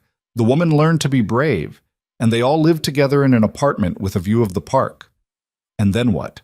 And then they kept living, day by day, fighting when they had to, loving each other even when it was hard, building something new from all the broken pieces. Emma considered this seriously. Is that a happy ending?